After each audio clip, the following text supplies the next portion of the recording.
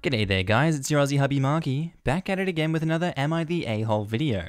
I know you guys have a weird fetish for these videos and so do I, so let's get right to it. Our first post is by CrackSnapYo, titled, Am I the A-hole for not baking much for my family? I, 16 male, started dating my girlfriend around 2 years ago. I also got super into baking around that time. I bake a lot. My girlfriend loves desserts. So I've given her a ton of stuff I bake, all kinds of different stuff. I often try to bake something new, and then she gets to try something new. I honestly love baking way more than eating it. My girlfriend is the opposite. Well, recently she gave me a scrapbook she made. She had counted everything I baked her apparently, and she gave me this scrapbook after I baked her 100th dessert. It was filled with pictures of every dessert I've baked, and pictures of me baking and her eating. She wrote a paragraph about each item I baked. Each item was dated too. She had been working on this for over 2 years. She also wrote a long letter on how proud she is of my baking hobby, thanking me for the sweets and telling me how much she loves me. It was the sweetest gift I've ever gotten, and I honestly cried. I showed my mum and sister, expecting them to think it's cute, but they were ticked. They were angry I've spent so much time baking for my girlfriend and not them. I just got into this habit and I loved making my girlfriend happy as well since she loved desserts. So what do you guys in Reddit think? Are they the a-hole? Not the a-hole. You and your girlfriend sound sweet and your family sounds bitter. Not the a-hole. OP, don't let their reactions sour you. Your family is salty they didn't get any sweet treats. Tang in there. Ha! God damn it. Not the a-hole. And your mum does indeed sound bitter. But mate, I'm so happy your girlfriend cares so much, and that you give her something meaningful that takes time and effort. Time's the most expensive thing in the world. It's impossible to get more of it. So every hour you spend baking for someone's worth more than anything you can buy with money. And that is brilliant. OP, you're an awesome bloke. Don't let bitter people tell you differently. Not the a-hole. As a fellow baker, screw them. It's really annoying when you have a skill and family thinks they're entitled to the benefits of said skill. Had my brother's dad expect me to make a wedding cake for his daughter at one point. For free, mind you. Our next post is by Total Chonk, titled, Am I the a-hole for using a little bit of my girlfriend's CBD oil without asking, bearing in mind I didn't know how much it cost her? So I, 28 male, have been living with my girlfriend, 23 female, Holly, for just over a year. Holly suffers from a condition that causes constant muscle pains and aches. She used to take 2 medications called gabapentin and codeine, but replaced these with CBD oil. All I know about the oil is that it's almost THC free and 6 milligrams per drop, which is supposedly strong. I thought it was a bit hippy-dippy sounding and honestly thought it was a scam at over £200 for a 10ml bottle. A couple of weeks ago I had a really bad tension migraine. I didn't have any paracetamol or codeine on, so I decided to give the CBD drops a try. At this point in time, I had no idea they cost £200 per bottle. I used 4 or 5 drops, not realizing it's a 1 drop starting strength. They absolutely had me on my ass for hours. It was more relaxed and chilled out than I have ever been. It also knocked my migraine out right away. I slept like a baby that night. I decided to use a few drops a day as it really improved my mood. Then things went to crap.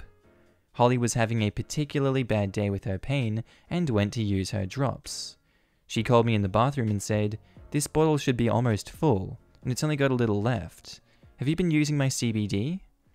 I admitted that I had been using just a few drops a day, but to be fair, her bottle is tiny, like 10 milliliters. But I assumed it cost her like £5. Not £200. Holly told me the cost of the CBD and I laughed. So she got it up online and she wasn't lying. It's £240 per bottle. I told her it's a complete rip-off scam. And she said, if it's a scam, why have you been using it? I told her it makes me feel relaxed, but at that price I could just buy a bottle of vodka and feel much more relaxed. She pointed out that she uses it for pain primarily and asked me to cover the cost of half a bottle. I said no, because I never ever have foreseen that a tiny bottle of CBD, which you can get at Holland and Barrett for like £10, would be over £200. We had a pretty big argument about it, and I left to stay at my parents' house. She said if I go to my parents' house, she won't let me back in because of the current climate. I think tensions are high at the moment, and she overreacted to what should have been a small issue. Asking me to pay for something so petty just really struck a nerve. Am I the a-hole? You're the a-hole. It doesn't matter if you didn't know how much it costs. Don't take other people's medicine without asking. You need to reimburse her for, if not the whole bottle, at the very least half. No kidding. You know a great way to know how much something costs? Ask before using it. Huge, you're the a-hole. For Pete's sake, how is that not obvious? So you know she's in a ton of pain constantly. She found something that helps her and you're making fun of it. You're off to a great start. You're briefly in pain and decide to use the thing that you're making fun of her for using without bothering to tell her, and apparently without considering that she needs it all the time. And it works. You were completely 100% wrong about it helping your girlfriend. Do you apologize to her for being so judgy? No, of course not. Do you even bother telling her that you used some of her medicine or that it worked? No, of course not. You just decide to start helping yourself to it every damn day to improve your mood when she needs it to deal with constant pain. So one day she's in a lot of pain, needs her medicine, and finds out you've taken almost all of it. Now, do you apologize for using it without her knowledge, or at the very least admit that you were doing and it helps? No, of course not. Instead, you basically admit that you knew she only had a little bit of it and kept using it anyway. Despite the fact that it helps so much that you started using it daily, you're still making fun of her for taking it. Also, newsflash, if one person were using the proper amount, instead of one person using the proper amount and one jerk secretly helping himself to as much of it as he wanted on a daily basis, that little bottle would have lasted a lot longer. Here, despite the fact that you stole her damn medicine and used up almost all of it to improve your mood, despite knowing that she needs it for pain, when she asked you to pay for half of the bottle, you owe her as a replacement, and you still refused. What the hell is wrong with you? Do this girl a favor and stay with your parents. You're not ready to be in a relationship. As a chronic pain sufferer, I wish I could upvote this post so many times. If my husband stole my medication and didn't replace it, I would put him out on his ass. And I take one prescription that is relatively cheap. Can't imagine what his girlfriend thought when he admitted to using it, but still calling it a scam. Our next post is by Lamp Barbie, titled, "Am I the a-hole for humiliating my daughter in front of her boyfriend by forcing her to play Scrabble with the family? My daughter, 17 female, started dating her boyfriend, 17 male, last October. Ever since then, she's changed a lot about herself. Usually she's with her boyfriend almost every day after school, but now they talk on the phone for hours and hours. She stopped hanging out with her siblings as much, and she's just had a bad attitude about any family activity that doesn't involve her boyfriend. We usually play Scrabble almost every weekend after dinner. As soon as she'd finished clearing the table, my daughter rushed off to her room. I waited for her for almost a half hour before she knew that we were playing Scrabble. I knocked on her room door and told her that she needed to come play Scrabble, and she told me she was just saying goodbye. But 5 minutes later, she still didn't come out. So I came into her room and she was still on the phone, and I told her she had to come and she said no. So I took the phone from her and told her boyfriend that she had to come play Scrabble, and then I hung up. Then during Scrabble, she had a really bad attitude and played easy words the whole time. I confronted her after, and she started yelling at me how I'd humiliated her in front of her boyfriend. I didn't feel like I was humiliating her, and I already warned her twice and she didn't listen. Am I the a-hole? And then OP reads some comments, and now it's like, I have reevaluated the situation, and based on what I know in my own head and these comments, I realize I am wrong about certain aspects of the situation. What I have done is apologize to my daughter, pulled my children together, and talked to them about the family game night. I believe that this is still a good tradition, but I asked them if they'd like to put Scrabble to rest for a while and choose something new. We now have a rotating system where we each pick the game on Friday of our turn. I will continue with the games being mandatory, but we all agreed that we would all join in, now that it could be a little more fun. Also, about the white/Italian discussion, I'd like to end talking about that because it is getting us nowhere, and is not really related to the post. I know some of you are probably around my daughter's age, so you won't understand this, but I don't believe throwing away spending time with her siblings is worth a fleeting high school relationship.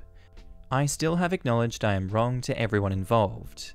Thank you for the constructive feedback. You're the a-hole in a Scrabble style. Nice. Games are supposed to be fun. Read your post back to yourself. Does any part of it seem fun? She's 17 and exhibiting some healthy detachment, on her way to becoming an adult. Give her space and she'll likely boomerang back. Pull on her incessantly and she'll likely break away even further. You're the a-hole. Yeah, I feel like her behavior is pretty normal for a teen, especially one in her first relationship.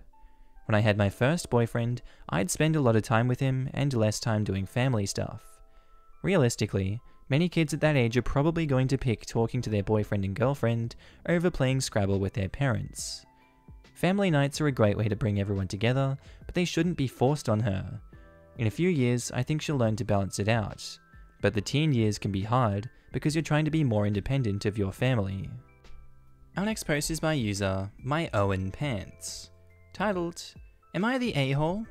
My parents took most of my wardrobe away as punishment, and I said I didn't want the clothes back because it's obviously not actually mine. So I got in trouble at school this fall. I'm a junior in high school. Edit to add what I got in trouble for since a couple people asked. I smoked weed with a guy in the woods after school once and got caught. I also made out with him a couple times, and my parents found out about that too. As punishment, my parents took away all of my things.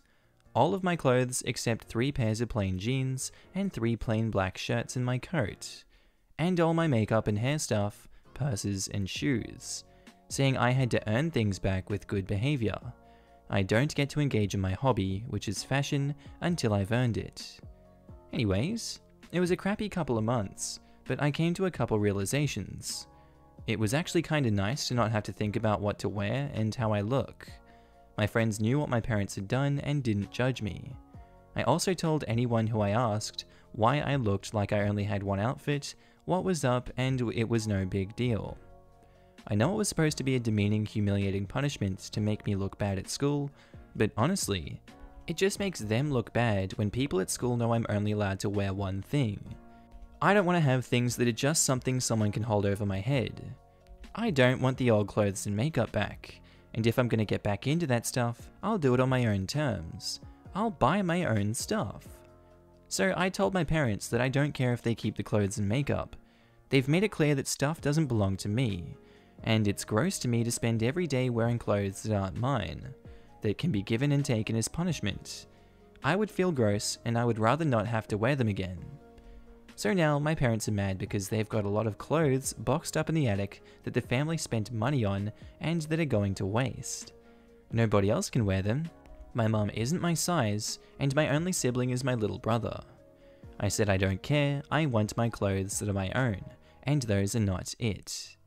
Am I the a-hole for not taking the clothes back and letting them go to waste? Not the a-hole, and I find it hilarious how spectacularly that punishment backfired. Not the a-hole. I'm really impressed by your thinking actually. This is crappy behavior from them, and this is exactly the right answer. Also, the punishment does not fit the crime at all. This is a parental power trip, and before you're an adult. The only way to overcome this is to realize exactly what you did. Stick to your guns on this, OP. I guess they thought it made sense because I was in trouble for doing stuff with a guy. And I guess getting the stuff that they saw as my way to look attractive to guys, though honestly, I was into fashion for my own reasons, was a fitting punishment. You kissed a guy? Oh lord, you were ruined. Obviously it was the fashion that made the guy want to kiss you. Huh. Ironically, going without all the stuff for a while probably helped my self-esteem. Turns out I can still get in stanky old jeans. Our next post is by user I Eat Dark Chocolate. Just get out, it's gross. I'm kidding. Am I the a-hole for eating all the dark chocolates gifted to my wife since she always said that she hates dark chocolates. So my wife always says that she hates dark chocolate because according to her it tastes bitter and weird. In the 3 years that we've been together, she never bought dark chocolate for herself or tried it when offered. And she always teases me when I eat it by saying, "You're eating awful chocolate again." Our families and close friends all know she dislikes it and always gets her milk or white chocolate. If we're together at an event and she somehow got dark chocolate while I got milk or white, she would swap our chocolates. Last week, one of her clients gifted her with a box of expensive Belgian dark chocolates. She took them home and told me, "Hey, there's chocolates in the fridge." Yep, she always puts chocolates in the fridge.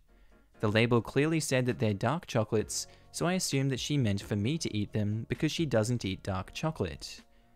The box stayed in our fridge over the course of the week, and I ate 2 or 3 every day when I felt like it. Yesterday, I finished the last piece, so I threw the box in the trash. My wife saw it and asked why I was throwing it, so I told her that I had already ate all the chocolates.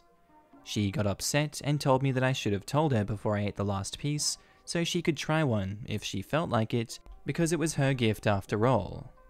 I said that she had a week to try one if she felt like it, and she didn't. How was I supposed to know that she would suddenly want to try dark chocolate after a lifetime of telling me that it tastes awful to her? Am I really the jerk here? You're the a-hole. You should have asked.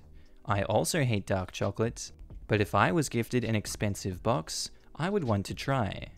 Worst of all, there is a 100% chance she would have let you have most or all of them if you had asked. Always ask before dipping into something that isn't yours. That's right guys, always ask for consent. Edit, I see all the arguments below. Length of time, the chocolate was in the fridge, her history with dark chocolate, etc.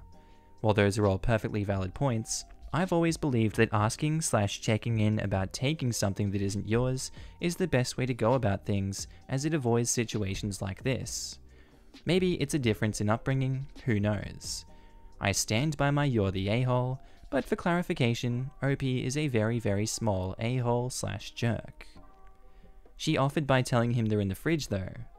She let him know that they were in the fridge, she did not say, "They're all yours."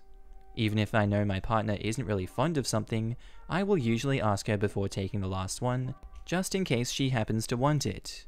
It's a common courtesy in a relationship. OP is the a-hole. Not the a-hole. A precedent has been set here that she doesn't eat dark chocolate. I don't eat dark chocolate, and used to get a lot as gifts when I was teaching preschool. My family knew I didn't want it. If she changed her mind about it, she should have said to save her a few since you are not a mind reader. Our next post is by user FamilyProblem707. It's got a stonks award. Am I the a-hole for telling my adopted sister to go back to her true family? Throw away because my parents use Reddit and know my Reddit account. I know how the title sounds, but if you are not willing to read the full post before commenting, then don't comment at all. Your perspective about the situation might change. Being the only child in the family was awesome. I got to have my own room, friends, iPad, etc., which am now obligated to share with my so-called sister. Yes, even friends. They adopted her 1 year ago for a reason I till now fail to understand, but I strongly believe it's because I was not good enough for them. I'm really hurt because they never ever asked me if I wanted another sibling. I just had to accept the fact that I suddenly have a younger sister and should now share everything I have with her and treat her as part of the family. How am I supposed to do that? I can't just start feeling close to her, and the fact that I am forced to involve her in all my plans infuriates me and makes me hate her even more. Today my friends and I decided to challenge ourselves to stay awake all day by doing many different sorts of things that will keep us from getting bored. Obviously, since we share the same room, my sister heard this and told me she would like to join the activity. I was honestly hoping I could finally do something without her, but of course she had to ruin it. I told her no, and she said she's going to tell my parents about it. I then got mad and told her to get the hell out of my house and go back to her biological family. Excuse my language. Her voice then changed, and she told me she doesn't know where they are, but I told her to shut the hell up. Again, excuse my language. And not get emotional with me because I really had it with her. She left the room, and I started crying because of how stressed she makes me, but realized I should whip my tears fast because my parents can't see me like this. Otherwise, they will believe my adopted sister's words and I'll get punished for it. She obviously told them, but I denied what I said. I normally don't lie, so they believed my words and are now talking to her. Obviously without being harsh, and will still not punish her because God forbid they treat my adopted sister wrongly. Am I the a-hole for the way I reacted? Also, I'm not sure if I get to have this option, but I would like for AutoMod not to copy my post in case I edit or delete. Thank you. Final edit before leaving. Wow, I'm back after 7 hours and this happened. Okay guys, I get it, I'm the jerk. No need for more you're the a-hole comments or facepalm/poop awards to let me know what that I did was wrong. Also regarding the auto mod, the mods responded and told me they will not remove it, so calm down. I won't delete the post, so you no longer need to upvote auto mod. This is embarrassing. Also regarding the PMs, I now reached 500 and might not be reading them. If you actually wrote something nice, then I'm sorry I didn't get to respond. You're the a-hole. Grow the hell up. Obviously, I don't understand the whole situation, and yes, I can understand it must be very difficult to have your life change like that with no input. But she is literally just trying to find a family and make friends. She just wants someone she can connect with, and she's trying to do that with you. There are any number of reasons someone adopts a child, and it's rarely, if ever, because they aren't happy with their current child. But even if that is the case, you don't take it out on her. If you have problems, bring them up like a mature, reasonable person with your parents. Don't attack someone innocent in this whole situation with the cruelest thing you could possibly say. Not part of the conflict, so I agree with the you're the a-hole judgment, but I kinda feel like the parents are in the wrong for forcing 2 teenagers to share a room as the status quo, especially ones that barely know each other. Healthy boundaries probably would help this relationship a lot. And our last post for the day, by Throwaway GF Hates Me, titled, Am I the a-hole for wanting to veto my girlfriend's outfit to my friend's wedding? My 23 male, girlfriend 23 female, are going to my friend's wedding this August, if it doesn't get postponed due to everything going on. My girlfriend likes to plan early and bought her outfit for the wedding already. It came in the mail today and I was surprised to see that it was a jumpsuit. My girlfriend is extremely attractive, and she loves makeup and getting dolled up, especially for special occasions. I was surprised she wanted to wear pants to this wedding instead of a nice dress. She has plenty of dresses. I have been to almost a dozen weddings in my life, I have a big family, and I have never seen anything as bizarre as this. So I immediately told my girlfriend she wasn't wearing that to the wedding. She disagreed, and said it was more comfortable and that it looked great on her. It didn't. Besides, she had already paid for it. I wanted to compromise, so I said I would buy her something else. But she declined. I told her that people will think she looks stupid. I wasn't trying to be mean, but imagining my girlfriend being the only woman in pants was making me cringe inside. Don't get me wrong, she always looks nice in her clothes, but this outfit was 100% a cry for attention. My girlfriend is very feminist liberal, thinks gender norms are dumb, etc.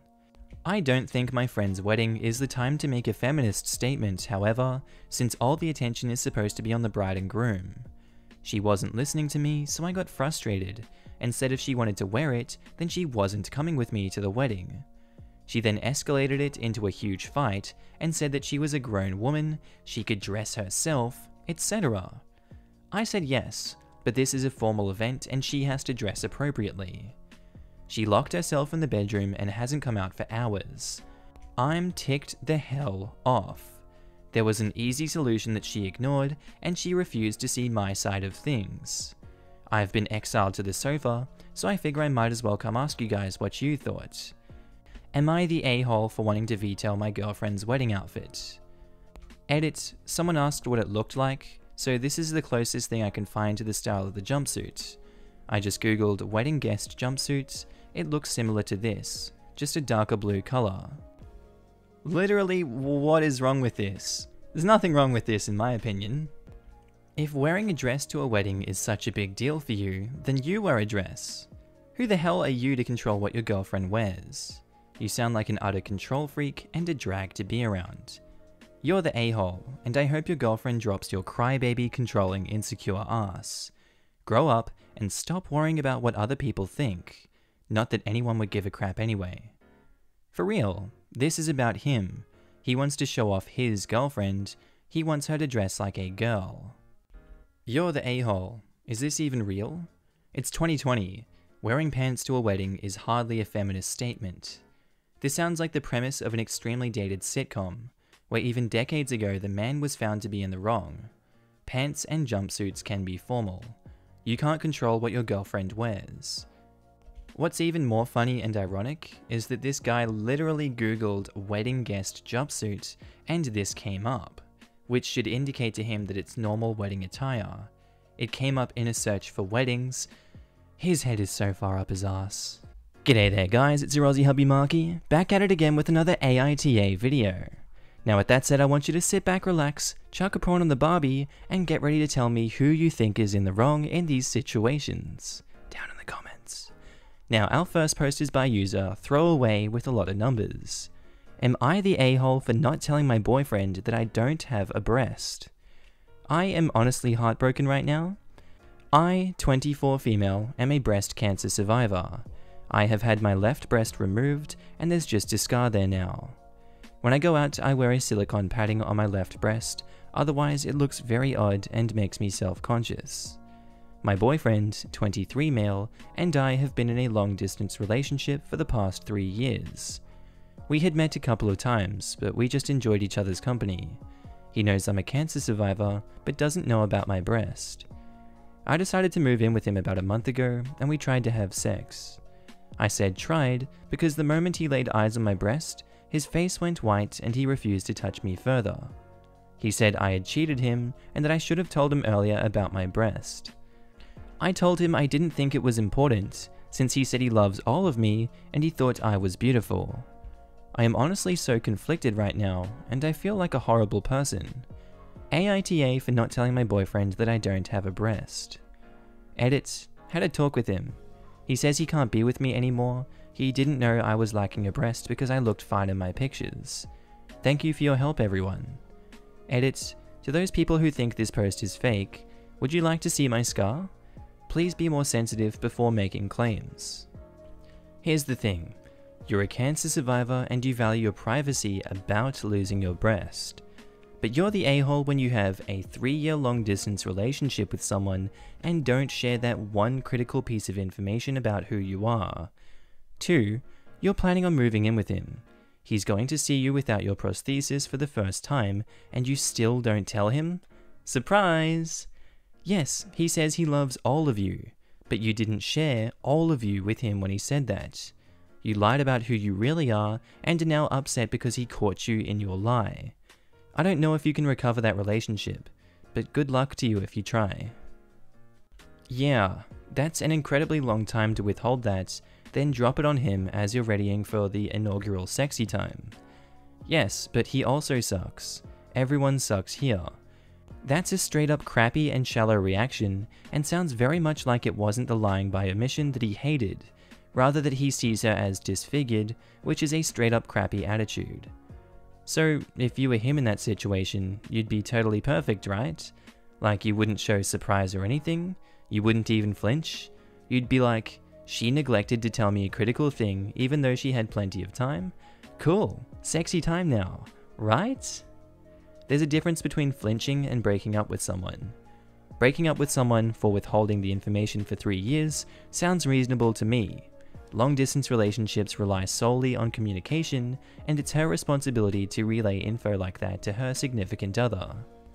I can't bring myself to say you're the a-hole.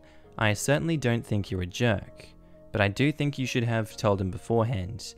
Probably long before because A, it would be a surprise for anyone, and it doesn't do you any good to spring that surprise on him in the moment. And B, if he's an arse about it, wouldn't you rather know that sooner than later? I'm sorry things didn't go well for you. Our next post is by user God4Shus, titled, "Am I the a-hole for not taking my girlfriend's side over a sexist tradition at a restaurant? I, male 26, am a second-generation French immigrant to the US. I speak French and most of my family lives in France, so I try to make a trip back to France once or twice a year. I have been dating an American girl, female 26, for 2 years now. My girlfriend does not speak French at all. The actual events in question happened this winter. I usually go to France around Christmas time. The most recent Christmas, my girlfriend wanted to come with me. I said sure, as she had never been to France before, and we'd been dating almost 2 years, so it sounded reasonable. My family comes from the southwest, but I also have family in Paris, so we stopped in Paris first. My girlfriend wanted to eat at a fancy French restaurant while we were there, something with Michelin stars. Expensive, but not really a problem since I make pretty good money. We made a reservation for a good restaurant, not the best, but still good. We had to make it months in advance because it's a restaurant that's high in demand. As a very upscale restaurant, there was also a dress code and things like that.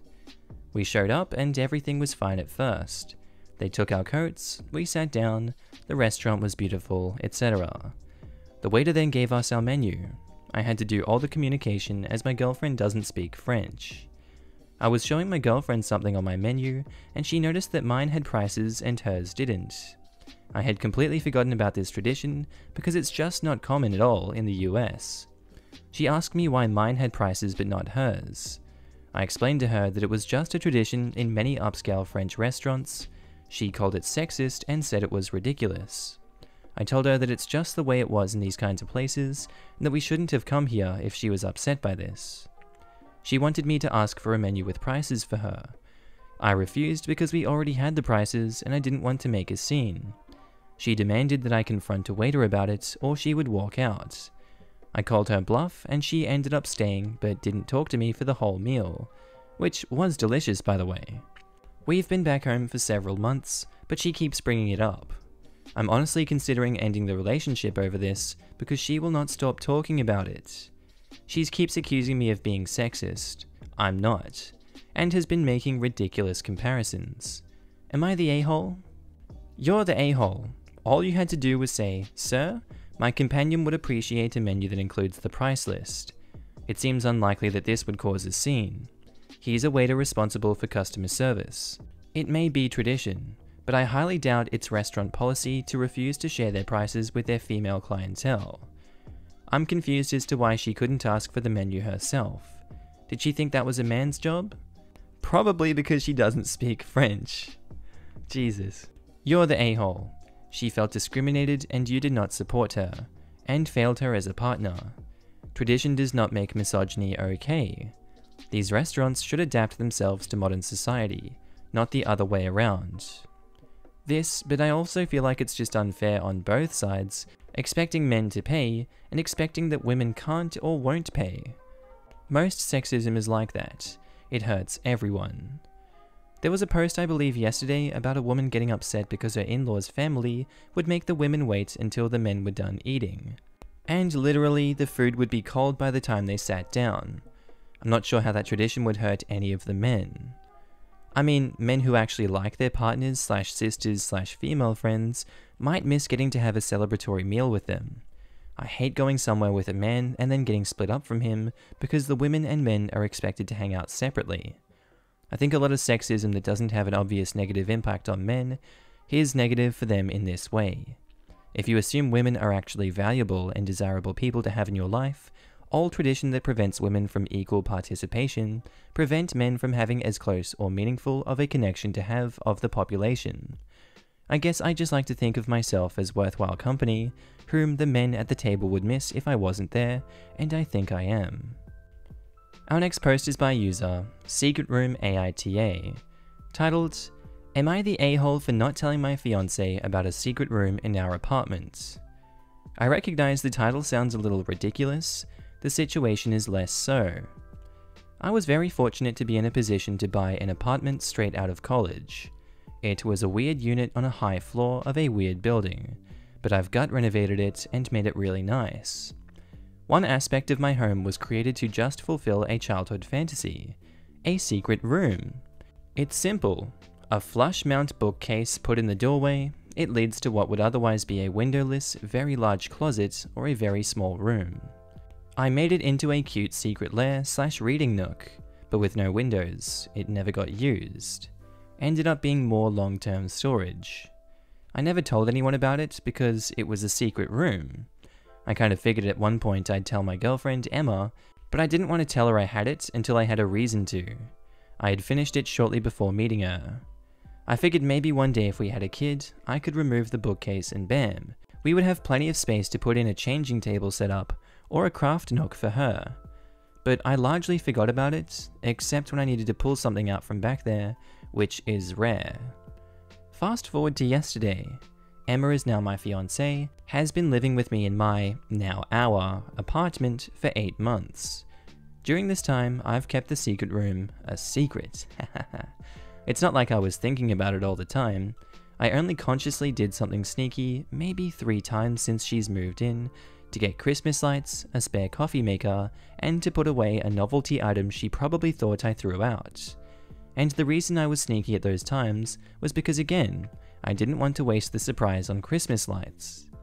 We've both been working from home lately, and we aren't really able to leave very often due to circumstances. And she jokingly announced we needed a new room to shake things up from her normal commute, bedroom to living room. So of course, I excitedly pulled open our built-in bookshelf and showed her our room. And she flipped out. She is furious at me. She sees me keeping this secret as a major betrayal of trust, given that this is her home. She's acting like I cheated on her. I tried to explain I was waiting for a special moment, but she thinks that makes it worse. I have no idea if she's being unreasonable or if I am. Am I the a-hole here? Not the a-hole. It's a closet, not another woman. Literally this. I'm not sure if you understand what's happened though. OP has just revealed that there is a secret closet of sorts they were in and come out from time to time. So OP has been going to Narnia and not letting his fiancée enjoy secret winter witch Turkish delights? I would be so gutted in the same situation. I couldn't help but laugh. I understand the Batcave mentality, as I am also a guy, but I think it's probably come off as a more axe murderer vibe. I want to say not the a-hole, but logically, everyone sucks here. It's your place, so what if you have a secret room? It's your secret room. But you should also have told her about it after being with her for so long. Maybe a week after she moves in? Not telling her is like you don't trust her with your secrets, which is a bad thing I suppose. Everyone sucks here. She overreacted, but this is her home and has been there for 8 months, and you had a secret room hidden from her. I might have voted differently if you hadn't waited so long, but seriously, this is a screwed up secret to keep, and I'd be wondering what else you're keeping from me. I have to ask what is so screwed up about this. It's a small room in her apartment that she owns. If your relationship is fragile enough to crumble over the discovery of a secret storage closet, then what the hell are you doing? I mean, it's their apartment.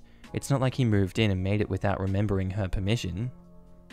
Alright, our next post is by user Chore Throwaway, titled, "Am I the a-hole for using home security cameras to expose my girlfriend's gaslighting?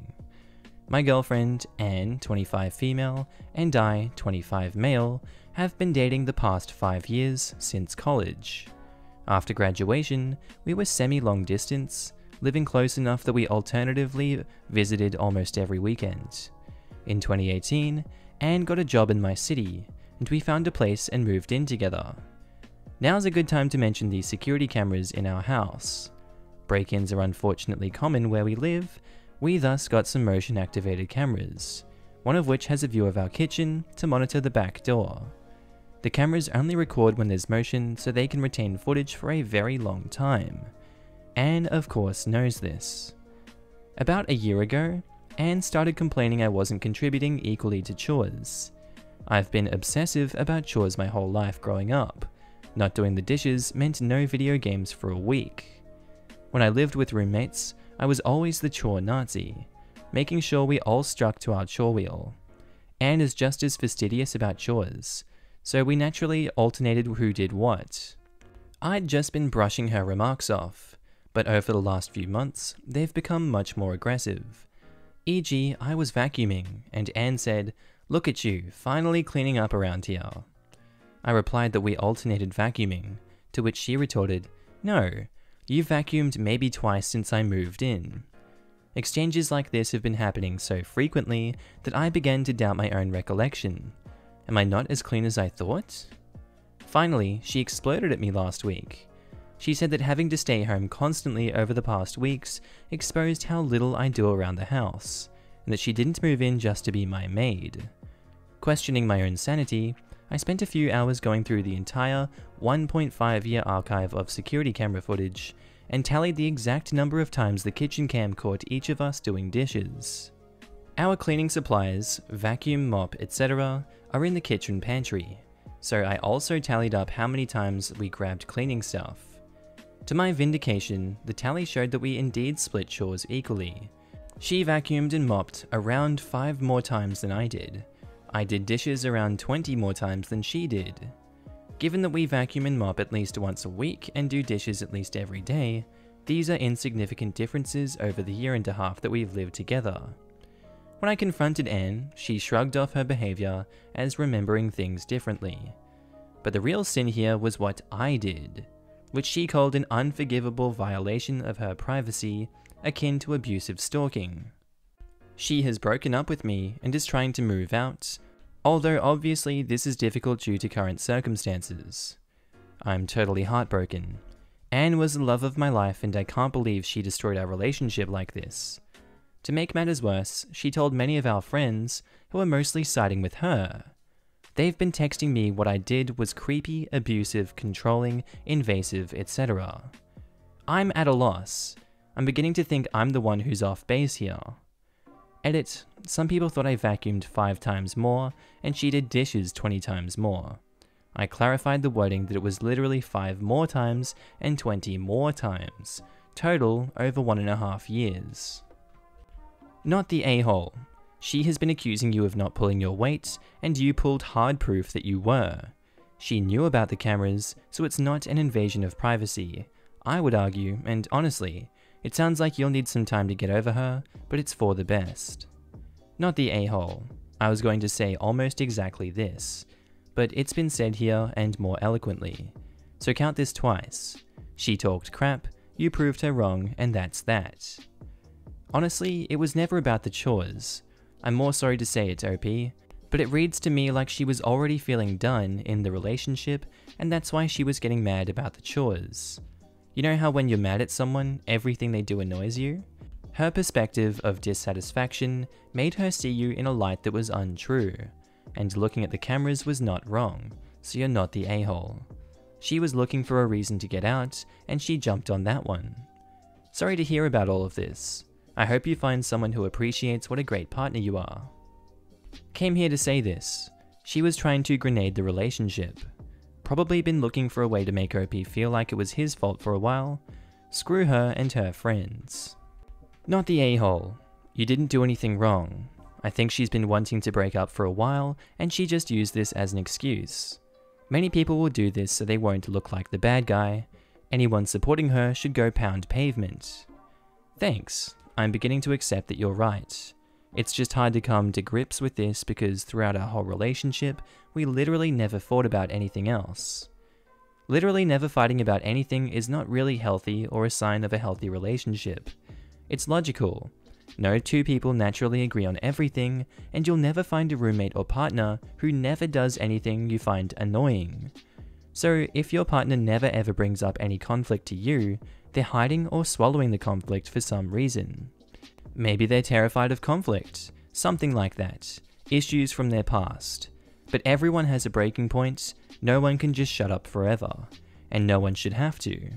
This is why learning to have small fights about small things, or sometimes even big ones, while still loving each other at the end of the day is a skill that will keep a relationship healthy and growing. So eventually, someone either blows sky high or just goes sour on the relationship and looks elsewhere. What you did wasn't wrong, but it was open to a bad interpretation. She took that bad interpretation and ran with it to all her friends. It seems that she went sour on the relationship for some reason. Probably not something you did, possibly past issues of her own. But when you feel ready to start over with someone new, try to learn to argue, disagree, and even fight a little in a healthy manner. Accept conflict from your partner without freaking out, and try to dish it out without freaking out either. You need that with someone you love, so that neither of you feels smothered or silenced. And OP says, this is exactly the sort of insight I really need right now. Thanks so much. There's honestly probably another 10 minutes of stuff to go through here, but I feel like we've reached our limit with comments right now. Oh my god, I'm just looking, that first comment was by Real Steve Owen. Bless, thank you for the good advice, Steve Owen. Bless up. Righto, our next one is by user PC Am I the A-hole? Titled, Am I the a-hole for not making my son share his gaming PC? I am 45 female, and my husband 50 male has a 16-year-old son. He's a good kid, good grades, respectful, does his chores, etc. Last summer, my son said that he wanted a new computer. To his credit, he got a part-time job and saved up for it, and built a pretty nice gaming PC. We're really proud of him, as he saved for it for nearly all summer. My sister and her husband have recently moved in with us. They have a 9-year-old son. My sister has a history of, I don't know how to put it, being entitled. She thinks her kid can do no wrong and spoils her kid. Well, when they came over, my nephew noticed my son's PC. He asked if he can play on it. My son said not now. That was the end of it for a couple of days, and again, my nephew wanted to play on it. I asked my son if he minded sharing. He said he would rather not since it's expensive and doesn't want it to break. This has caused a big argument. My sister says it's extremely unfair to my nephew because he doesn't have a system to play on, just his iPad, so my son should have to share. I told her it's his PC, not mine. He paid for it, so it's up to him. She then accused me of being a spineless parent, and I said I'm not, but I'm not going to force my son to share his own computer. My nephew ended up having a huge fit, which she then blamed me for his fit, but gave him 3 more hours of iPad time to quiet down. It's been 4 days, and my sister hasn't brought it up directly again, just being passive-aggressive. While on the one hand, I don't want to make my kids share, but because it's his computer, he saved up for it, and I don't feel it would be the right thing to do to force my kid to share. On the other hand, I do feel kinda bad for my nephew. Am I the a-hole? Edit, I went to bed with probably less than 100 comments, and now my inbox is 1500 full. There is no way I can read them all, so thank you to everyone. And I have an update. I showed my sister this post, and I guess it was a bad idea in hindsight. She was ticked and screamed at me and my son. My husband told her to get the hell out. Oh, fuck. Dude, Reddit's tearing families apart. Anabolic Beard says, this is the main point. It's not your computer, so you have no say in who uses it. Your son paid for it. Your sister and her kids sound like entitled brats, not the a-hole for not giving in. Yeah, that was my thought process. It's not mine. Jumping in here to say you should make sure your son protects his computer when he is not using it, both physically and with a password. I would not put it past your sister or her son to borrow it if your son is not around. Or damage it because we can't use it. No one can, you know? Not the a-hole. Please don't force your child to share his own belongings, especially a computer, which is kind of a personal thing, just to satisfy someone else's bratty child. I don't plan on it. I don't feel like it's my right. I know a lot of parents say their kids don't own anything, but I think he does since he bought it, so I don't think I really have the right to force him to share. Good on you, OP. Those parents are in fact very wrong while you are right. Parents who think their children have no possessions make me so mad. How can you ever expect them to want to work for anything if it can never be theirs? Not the a-hole, and thank you for not being one of the, if he's under 18, he doesn't own anything parents. Thanks, that means a lot. I know when I was his age, my parents were super strict. I take this to heart and try to be fair in my parenting without letting him run wild. He's a good kid, so it seems to be working. I especially love how they rewarded the brat with screen time on the iPad for having a tantrum. Yet she calls OP the spineless one. Lol, sis can't even stand up to her 9-year-old. Also, not the a-hole. Not the a-hole. Oh my god, her kid only has an iPad? The poor thing. However will he survive? Your kid is an adult. He doesn't have to share anything that he doesn't want to. Even if he wasn't an adult, it's his computer and you can't make him. You asked, he said no, she can die mad about it. Well, he isn't an adult, he's 16. I misread, but my answer is still the same. It's his, it's an expensive personal item, not a pile of Legos. Yo, the Lego Death Star's like 800 bucks. I wouldn't let the 9-year-old play with that either, lol. 16 is old enough for legal consent in some countries, including first world countries like New Zealand and Australia, by the way. While your son may still legally be a child, it's good that you're starting to treat him like an adult. The idea of a 16-year-old being forced to share something they worked and paid for is abhorrent. Great job parenting, keep it up in years to come. I would also be giving my sister a good talking to if I were in your shoes. How dare she demand things while she is at your house? Am I the a-hole for renaming my son's 2 guinea pigs to names that I prefer over names he chose for them? My son is 10. 1 year ago, he asked for a pet guinea pig. We have a large garden, so I agreed, but only with some terms. I would cover the upkeep of food, bedding, and pig treats and toys. He would have to save up half the money for a large hutch, and I would pay for a large outdoor run. He agreed and did his chores. And for his birthday, I paid for 2 guinea pigs from a local seller. My son named the guinea pigs Pudding and Candy. Within days of buying them, my son lost interest. He refused to feed them, refused to clean them, and refused to move their run around the garden, so they were on fresh grass. I warned him multiple times that I would take possession of the pigs as my own. I discussed with my husband before we got them that I would quite enjoy having them in the garden, as I had guinea pigs growing up and always adored them. So after a few months of doing 100% of the work myself, I renamed the guinea pigs Gerald and Roach. When my son was in the garden playing, he heard me calling them to get into their pen. I moved them from the outdoor run and pen to the indoor shed pen at night. He threw an absolutely huge tantrum and demanded I change the names back. I said if he began looking after them like he was supposed to, that he could change the names back. He continued to sulk and moan, but eventually agreed on these terms. It's been a week since that tantrum, and he hasn't been near them since. He sulks every day about the names, but refuses to help. My husband has told me to just change the names back and let it go. But I prefer those names, and seeing as I'm doing all the work, and I see them as my pets now, not as my son's, why shouldn't I? I will gladly rethink this situation if I am wrong or missing the point, but I just don't think my husband's point is very fair. My son needs more discipline already, as he seems to be so demanding and sulky lately. Am I the a-hole? I was all set to call you an a-hole, but you're actually just parenting. This is a good way to teach him that there are consequences for being irresponsible without him having to fall off something and hurt himself like the rest of us. Not the a-hole. And besides, they're objectively cooler names. Thank you.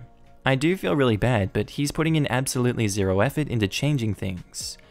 Well then, he'll learn that things stay the same if you don't try to change them. 2 lessons for the price of 1. 1 lesson per guinea pig. Top parenting. Thank you. I was going to give you you're the a-hole, but after I read through, not the a-hole. It's parenting and teaching a lesson of consequences, and especially for the names, Gerald and Roach. Pleading you the next will be Triss or Siri, if there will be any more guinea pigs. Not the a-hole. This is actually the most responsible and reasonable reaction I've seen to the classic issue of a kid not caring for the pet he begged for. I'm so glad that you made sure that you would be happy having the guinea pigs yourself before you got them. Thank you so much for not giving away the piggies to teach him a lesson, which is such a common and awful response. I think this is perfect. The piggies are happy, you are happy, and your son is getting a mild but clearly felt reminder that if you don't care for your pet, it's not really your pet. Totally appropriate. And his lack of work and presence of tantrums isn't a sign that this is unreasonable. It's a sign that he is a kid and he's trying to find an easy way out where he gets to call them his but doesn't do the work. Hold the line, be patient and calm, and explain that he really needs to do work if he wants them to be his. Not for your sake, but for theirs. Being a pet owner isn't about a possession, it's about a relationship, and that needs to happen every day. This was a very kind response, thank you. I see it all the time around here. People on Facebook giving away guinea pigs and rabbits they bought on a whim, kept in tiny cages that are almost meant only for transportation, and then asking people to take them away on Facebook, or dumping them, and it's heartbreaking. I got them with the backup intent of their care falling to me, and secretly wanting pigs again since I was a kid. But I do need to be more firm with my son, he's getting hard to handle. Our next post is by Fiery Dad, titled, "Am I the a-hole for missing the birth of my first child so a mate could spend time with her dying grandfather? This is a horrible situation, and I need to know if my wife is justified. My wife gave birth to our first baby 3 days ago. We've had a rough few years with 2 miscarriages and a stillbirth at 37 weeks, so my wife was terrified this whole pregnancy. I am a firefighter and was on duty when my wife went into labor. Her doctor said that it would likely be a little while, so I decided to stay at the base for a little longer because it is about mayhem, and we're never enough people anyway. Then one of my mates gets a call that her grandfather had a heart attack and will probably not make it. Obviously, she was devastated. Things got really hectic. We got called out to another fire, and our captain said one of us could go, but not both. I told my colleague not to worry. She should go and spend time with her grandfather since it will be her last chance. So I had to go out and missed out on the birth of my child. I got there 2 hours after my girl was born. I felt horrible and apologized profusely to my wife, but she just yelled at me, said I let her down in the scariest moment of her life, and then told me to leave. So I left and waited in the hallway. It's been 3 days, and she refuses to say anything apart from the bare minimum related to the baby. They can leave tomorrow, and she's informed me that she was going to stay with her sister, who recently had a baby too, until she knows what to do about our relationship, or what's left of it. I understand that it must have been scary for her, but my reasoning is that only one of us could leave, and I will have a whole life to be with my child, whereas my mate only had a few hours with her loved one left. You're the a-hole. Your wife had a stillbirth at 37 weeks. Being in labor again would have been 10 times scarier for her compared to most, and labor is terrifying already to anyone. You chose your friend over her when she needed you more than probably she ever has. I just had a baby after a miscarriage, and I absolutely would not have been able to get through it without my husband there with me. This is an incredibly sad situation, but the wife is justified in her feelings. Me too. Mine was at 7 weeks and I was scared until my baby was in my arms. I can't imagine what it would be like with a stillborn at 37 weeks. OP is a huge dick, and I'm guessing this is the straw that broke the camel's back. Is this the hill you're willing to die on?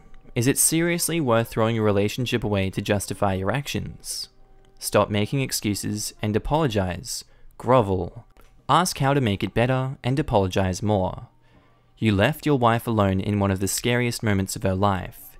She gave birth to a stillborn baby, a baby she felt move and kick, a baby she had to deliver. You don't think that was on her mind every single second she was in labor? Did you think about the fear she faced at that moment, only to be abandoned by you when she needed you?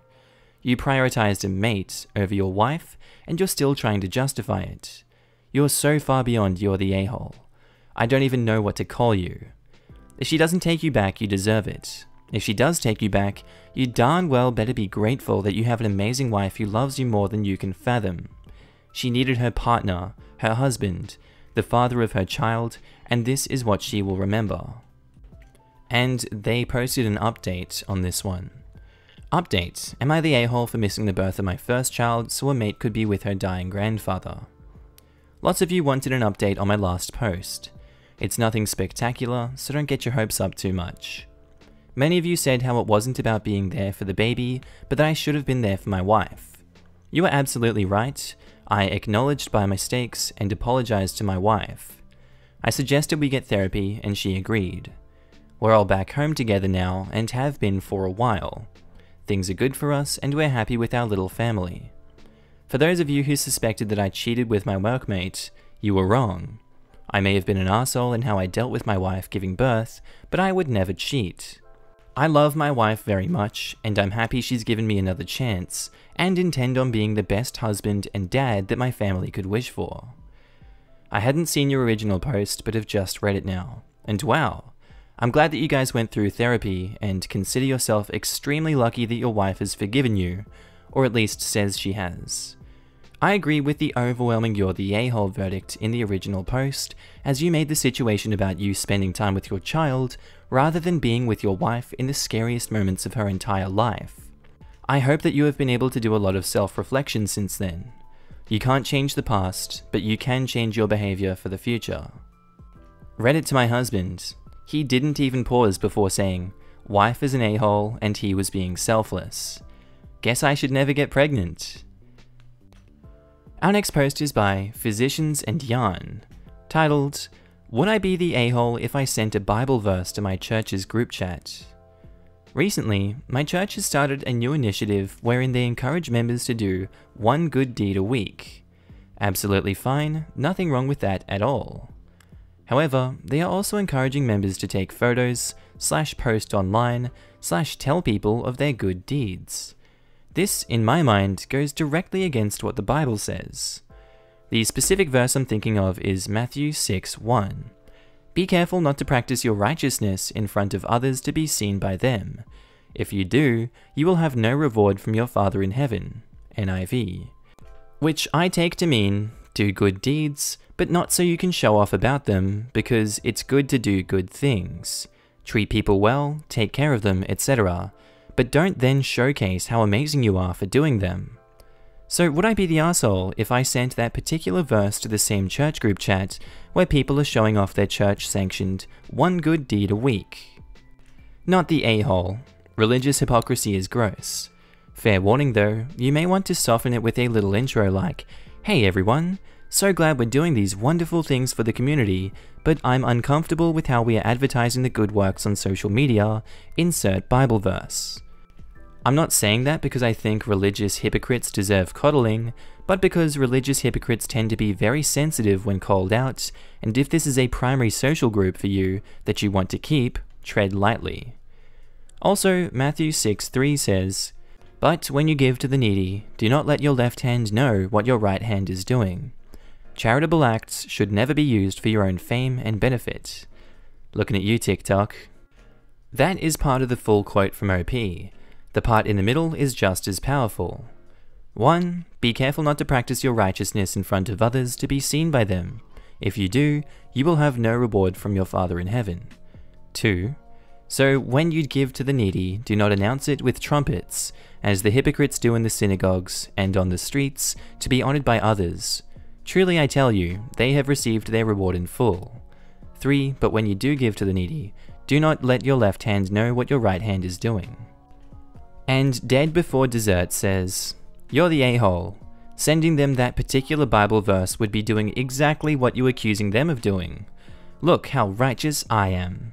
At least they're being righteous over good deeds. You're being righteous over being righteous about righteousness, or something. I disagree. The fact that OP has posted here to ask Reddit's opinion on the matter, to me, shows that she is truly genuine. Someone who was consciously or subconsciously trying to make themselves look good wouldn't have come to Reddit first for advice. She would have just posted the verse. I think OP is genuinely and is actually concerned about being good for the sake of being good and not for admiration. I actually went the other way here. Some people genuinely post here for moral advice, but other posts are looking for reassurance or praise, having already decided that they're not the a-hole, and then become defensive when the comments disagree. If OP is trying to relish admiration, then posting here would be more evidence that she's vain and just wanted to let everyone know how righteous she is being. I agree it can go both ways, but I think the fact that she posted here can also be interpreted both ways itself. And that Dead Before Dessert replies to the original comment, "Well, and I disagree with you and your logic, and that's totally okay. We're allowed to disagree, and it's probably better for OP to hear different opinions and arguments and then use them to form their own opinion. I honestly do think that if OP is truly genuinely concerned, they would have gone first to someone in their church community and talked it over first. a clergyman, pastor, spiritual advisor, or even just a friend who's generally got their head screwed on straight, spiritually speaking. Like, don't ask a bunch of Reddit randos. Go to someone who you trust who is going to be able to provide you with some community-specific guidance. Our next post is by deleted user, titled, "Am I the a-hole for not wanting a relationship with my parents now that they've cut me off? I'm a student. My parents make enough money that when I went through student finance to get my maintenance loan, I was told I could only get the minimum, just over $3,000 a year, because finance is calculated from what your parents earn, and there's an assumption that your parents will help you out. I'm on a high-intensity course, and I wasn't sure how I'd be able to balance studying and schooling. So when I found out I was going to get the minimum, I told my parents I wanted to either take the year coming to save up, and then go to my first choice university a year later than planned, or go to my second choice now, because I wouldn't be able to afford to live in the city my first choice is in. My parents then said that they would pay my rent if I went to my first choice on schedule. They set me up in a studio flat, so all I had to do was get a part-time job to cover the cost of my food and bills. On the 18th of February, my 20th birthday, they called me and said that I was relying on them too much and needed to find out what the real world was like by earning my own money. So they would cover the rent and phone for that month, so until the end of February, and after that I was on my own. Then said that they were still my parents and they loved me and wanted me to stay in touch. Just learn some independence while doing this. I begged them to reconsider, but they ended the call. So I had 11 days notice that I would have no flat or phone. I begged my university for emergency housing, but they said that I had no proof I'd been cut off, so they couldn't do anything. I emailed my parents asking them to write a letter stating that they had cut me off so I could sort my student finance and emergency housing. They said no. I asked work if I could take on more hours and was told that due to my contract, I can't do any more than I'm already doing, so I'm now looking for a second job. I'm sleeping on a friend's sofa until a place I can afford opens up, and as I still don't have proof I've been cut off for student finance, I will probably have to drop out this summer. I got a message on Facebook from one of them today, telling me that they were disappointed I didn't call on my mum's birthday a couple days ago, and that I've not given them my new phone number yet. I responded telling them the position I'm currently in and that I no longer want a relationship with them. I've gotten a bunch of messages from them and my brothers asking me to reconsider. My friend says I shouldn't feel bad, but I feel incredibly guilty and like a spoiled brat, because I don't love my family for their money. I love them because they're my family, but at the same time, they've really screwed me over. Am I the a-hole for not wanting a relationship with them? Update, I messaged them asking why they cut me off, saying the least they could do was explain why they're fine leaving me homeless. They responded, "My friend, the one I'm staying with, is an out and proud lesbian. There are maybe 2 posts about me on her social media. One being a group shot of us and some people we were studying with in the library with me and her sat together, and another from a couple days before my birthday where she posted a photo of me when we were out to lunch, because we weren't planning on seeing each other on my actual birthday. And in the caption she refers to me as Princess, in a clearly joking way. My brothers then showed our parents and told them I was a lesbian and she was my girlfriend. So now I have proof that they cut me off, proof that they're homophobic, and confirmation that they can and will switch on me at the drop of a hat, as well as proof of my brothers, who are older than me and living with our parents, being jealous crapheads. They didn't just tell me this on the phone, because they hoped I'd figure it out, which is tricky, and there's a little asterisk there. They did say given that it's not fudging true, but hey. Apparently there's enough affection still there for them to expect a call on my mum's birthday, but not enough to not totally freak me over. So yeah, never talking to them again. Any of them. I've sent the screenshots to the person I spoke to in emergency housing, though I've been warned that for something called emergency housing, it's not very fast. My friend has said I can stay with her as long as I need. The reply my parents sent hasn't explicitly said the phrase, "We cut you off because," but given the context of them replying to my message asking why, it should be enough. Thanks everyone, I felt really crappy cutting them off over finances, but now I know they're pure fudging evil, I don't feel so bad. I've also sent my parents the screenshots of my brother confirming that he and my brother lied about me, and they are very apologetic. But that doesn't change anything. As my brothers live with my parents, I hope they're all very happy together right now. New plan. Changing the focus of my studies going into 3rd year to focus on the subjects I want to do, not the ones my parents wanted me to do. If I do this, I have a far better shot at getting a work placement. It's far less popular than my current field of study. And if I get a work placement, I can spend my 3rd year working full-time, earning a bit of cash, and then resume my studies the following year. Failing this, and if I can't get any help from the university or student finance, then I will defer my 3rd year and work full-time for a year. My friend says I can stay with her as long as I need, and has said if I can't get emergency housing, but can sort out my placement or another job, then we could get a place together next year, so I have a confirmed roommate. I no longer think I'm the a-hole, so I'll probably be taking this down. And the asterisk about whether she's lesbian or not. So here's the thing, I might not be straight. I'm figuring it out, and I don't really have the capacity to go through it right now, but I've never said anything to anyone, at all, ever, because I knew my parents are homophobic. So my brothers may have thought that they were lying, but they also may have been inadvertently correct, and I have to say being correct by accident is very typical of them. And Singh Scott Lawyer says, not the a-hole, your parents royally screwed you over here. You had 2 separate plans to be able to afford to go to university yourself, and they said if you went to your first choice, they would help you out. To then cut you off with very little warning is completely unfair. I don't blame you for not wanting a relationship with them after they've put you in this position. Also, refusing to help OP prove the need for financial aid and housing so OP can be independent as they want is so absurd I can't even understand why they do that. It's obvious, isn't it? They know what they're doing is wrong and don't want to admit to being really crappy to anyone. They are the same type of people who would send their kid away for being gay or pregnant outside of wedlock to make sure that their reputation was pristine. They're probably claiming OP's schooling on their income tax. If they acknowledge in writing that OP is no longer their dependent, they say bye-bye to that write-off. And there is an update to that last post. Recap on my first post. My parents cut me off financially with 10 days notice and BS reasoning. They had offered to pay my rent throughout university, so I had 10 days to find a new place to live. I ended up sleeping on my friend's sofa. About 6 weeks of no contact later, they called me asking me why I hadn't called to wish my mum a happy birthday. I wanted to know if I was the a-hole for not wanting anything to do with them, given the way they cut me off. And it later came out that the reason they cut me off is that my older brothers told them I'm a lesbian, which I might be, still figuring that out, but my brothers didn't know that. I sent my parents proof my brothers lied, and they apologized, but I've not forgiven them and probably won't ever. I'd applied for emergency housing and a full student finance loan, but as I couldn't prove my parents cut me off, the services I had to go through said they couldn't help me. I was also looking into a work placement as my course offers them, and they pay a decent amount. So, here's how everything has shaped up.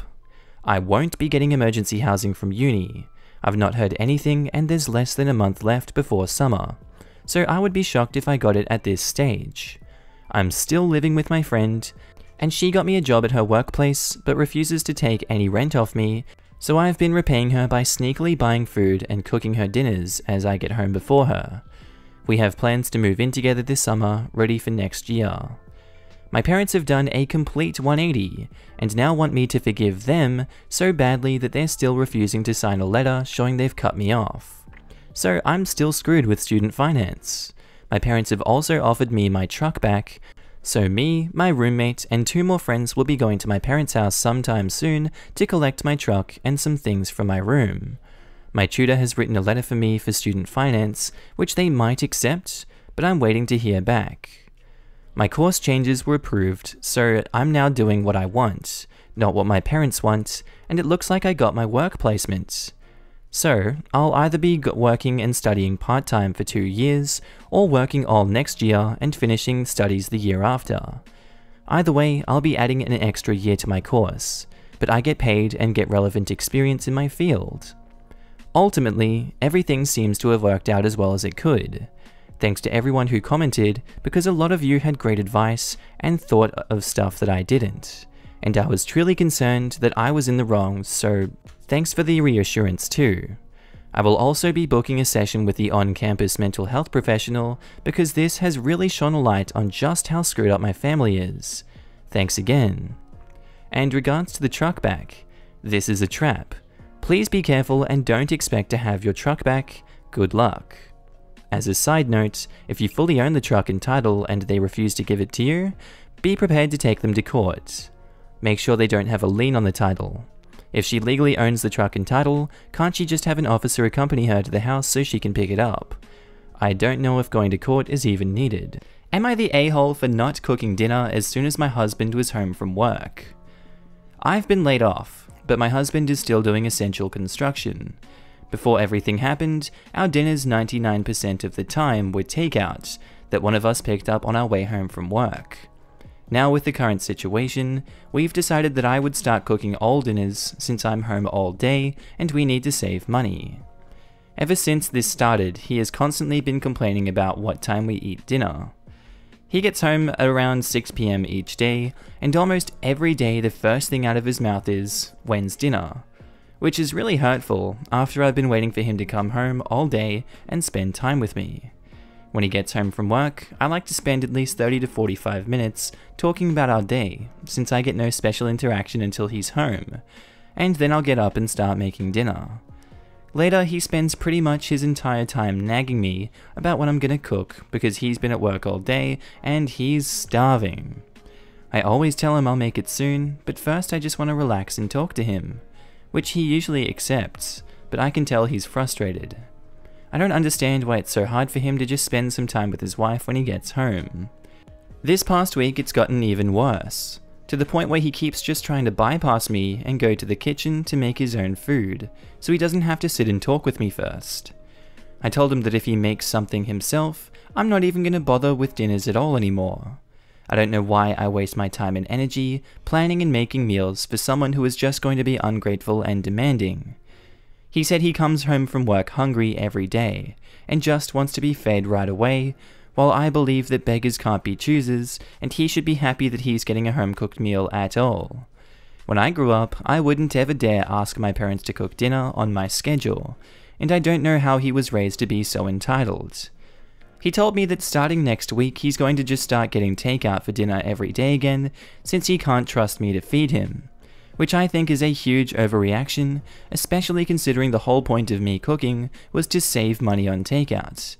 Am I the a-hole, or am I right that he's just acting entitled? That's a tough one. Edit. Stop telling me to cook before he gets home. He sometimes works late, so he would just get a cold dinner. And talking while I cook doesn't really work because it's hard to have a conversation while I'm working and moving around a kitchen. Edit 2. Please read my first edit before commenting. I keep seeing people assuming I'm the jerk because I don't have dinner ready for 6 when he might not even be home then. He works late sometimes. Final edits. I just have to say I find most replies on this post to be incredibly sexist. I'm now banned for not accepting my judgment, so I can't reply anymore. But I hope one day you all find some more sympathy in your hearts. And Cubby G Throw says, "You're the a-hole. You aren't working and he is. You made an agreement that as a result of this situation you're in, you will be making dinners. You want him to get home hungry at 6, talk to you for 30 to 45 minutes, and then start making dinner. Start. Which could mean another 30 minutes to an hour.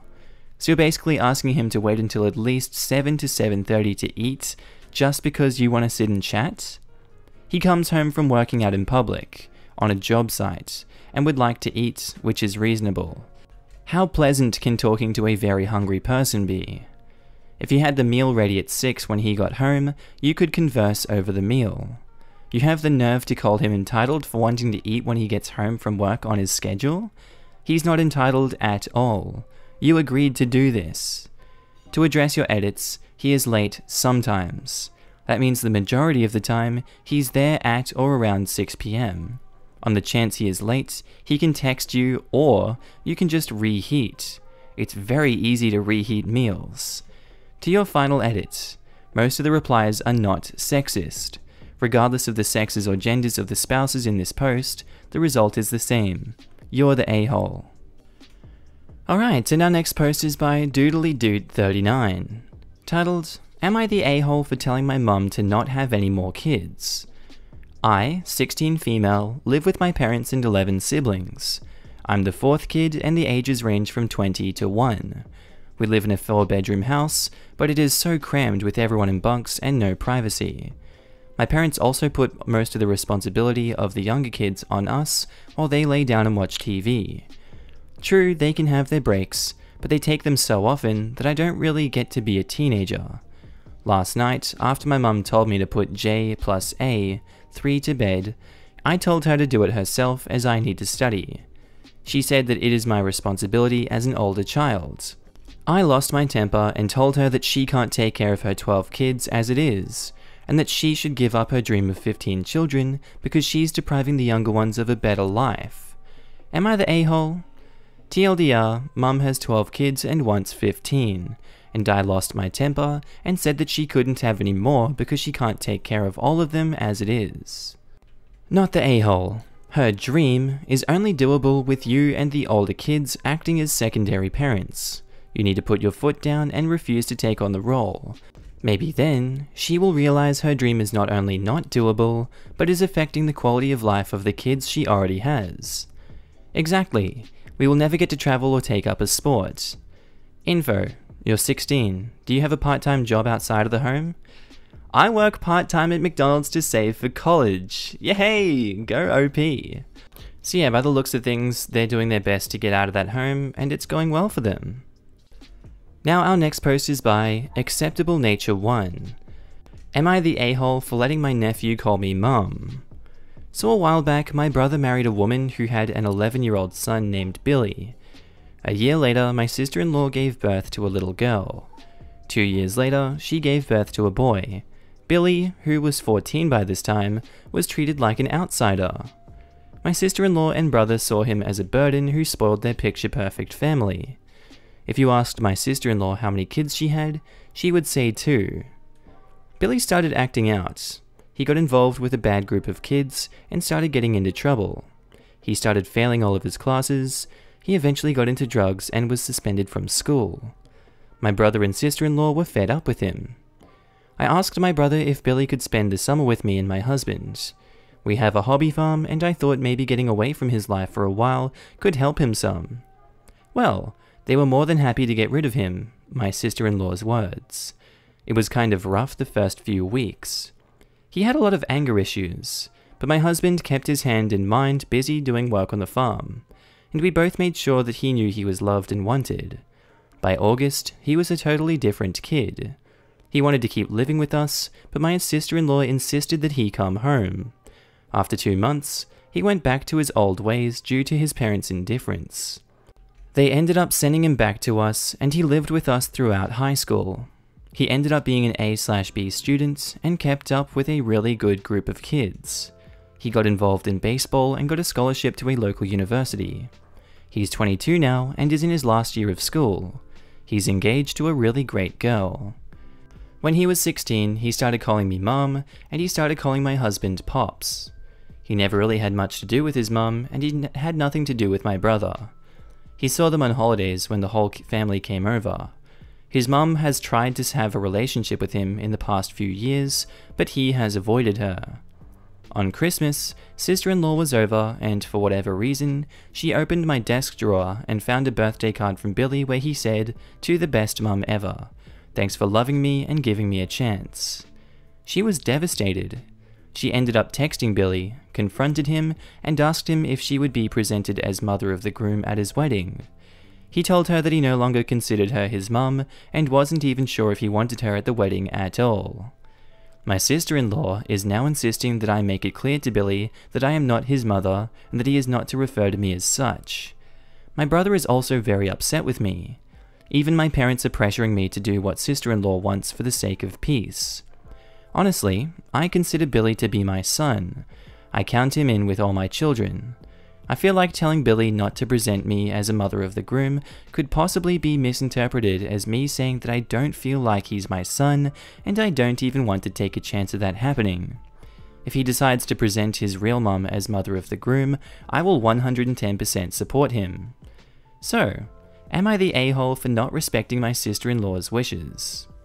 Edited to add, I have zero desire to tell Billy not to call me mum, and I absolutely won't do it, because I know it would destroy him and it would kill me. My sister-in-law insists that by not doing it, I'm making it impossible for her to have a relationship with him and I'm being selfish.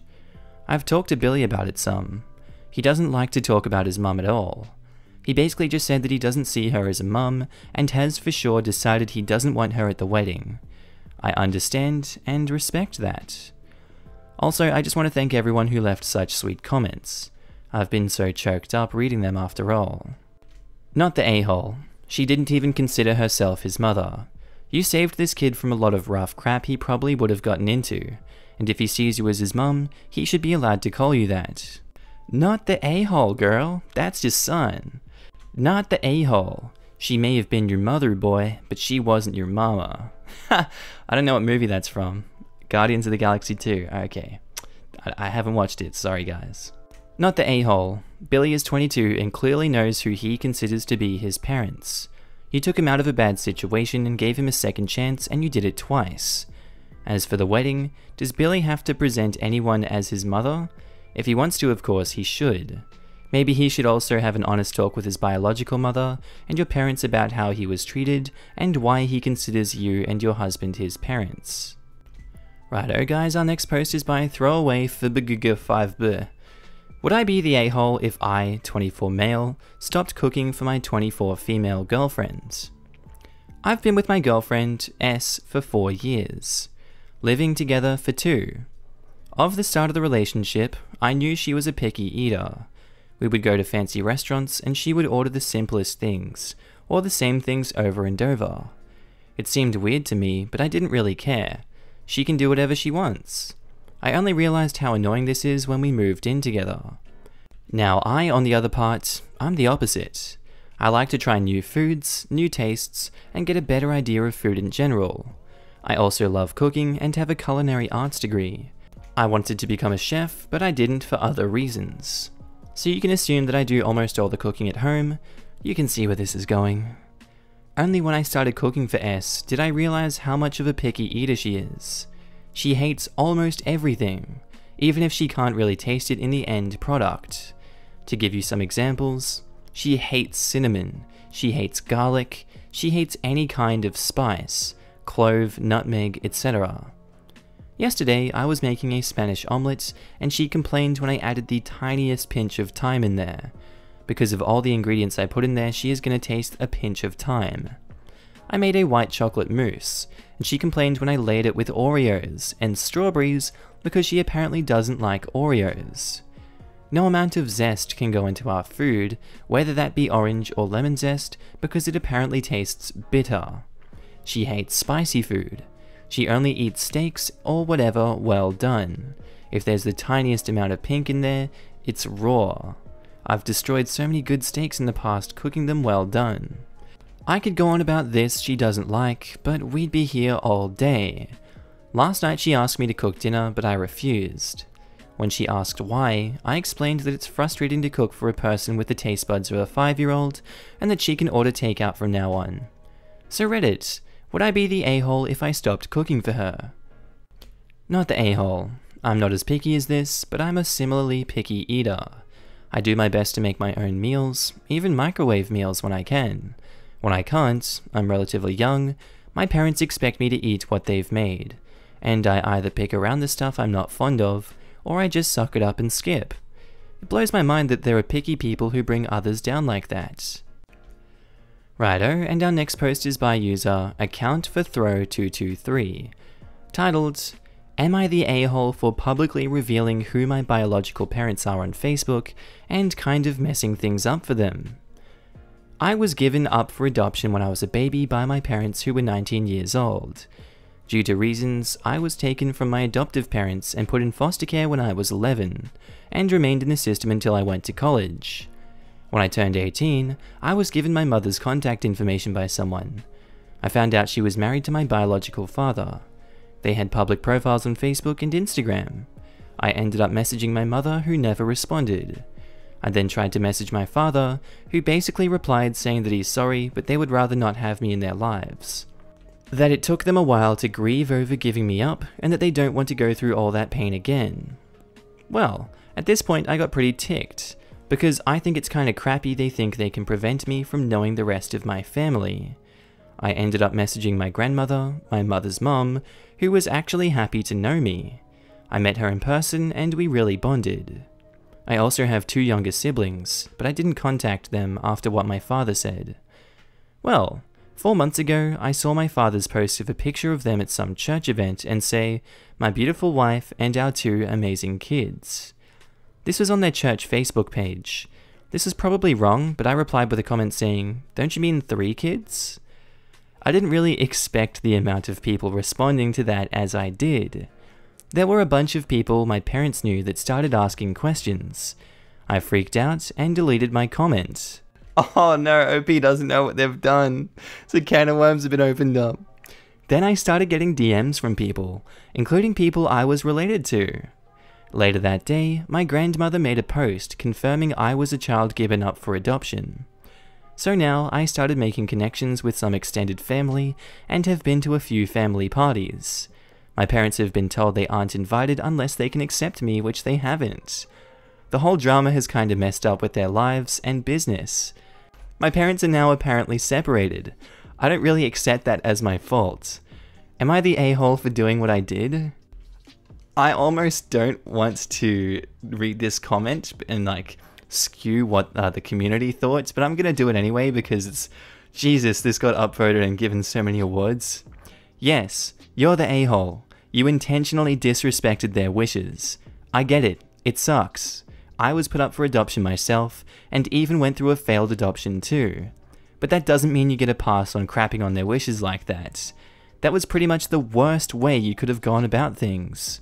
You could have quietly started reaching out to people who seemed related to them through private messages. It isn't your fault that they seem to have separated, but it is a total jerk move what you did. You're the a-hole because of how you went about things, not because you wanted to know your family. Edit. You know, I find it interesting how many people aren't considering how odd it is that literally no one in their family knew about the OP, not even the maternal grandmother.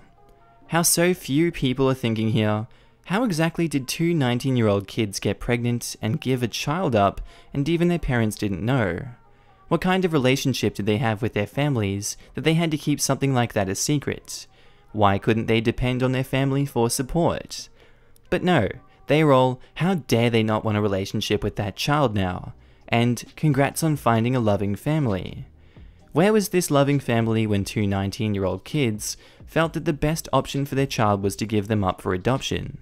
It's not easy to keep a full-term pregnancy a secret from family who actually cares about you. So the fact that they did? Maybe there was a good reason for it. And now I feel bad. I feel like, yeah, the parents and the family probably were bad, but we don't have any information, so who knows? Alright, and our next post by Spicy as a Baguette, titled, "Am I the a-hole for not letting my sister see her kids?" So I, 28 female, obtained custody of my sister's 35 female kids, 9 male, 4 female, 2 female, back in 2018 after she left them alone for 2 weeks to go on a trip. Red drug bender. Of course, this was a huge transition for the kiddos.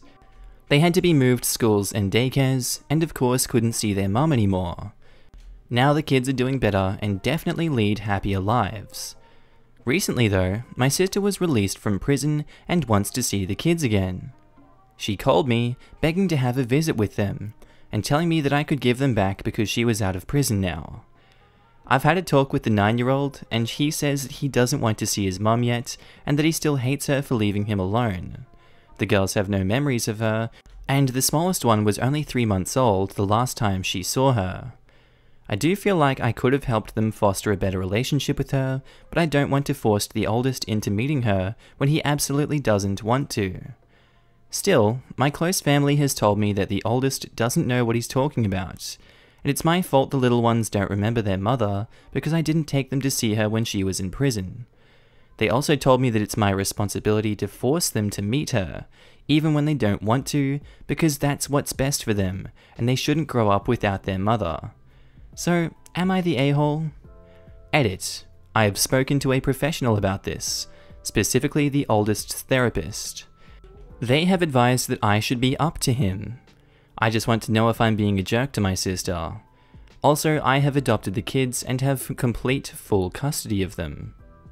Not the a-hole. I'm not a child psychologist, but despite what your mother says, it's possible that it could actually be bad for them to see their biological mum, your sister, but you are definitely not an a-hole.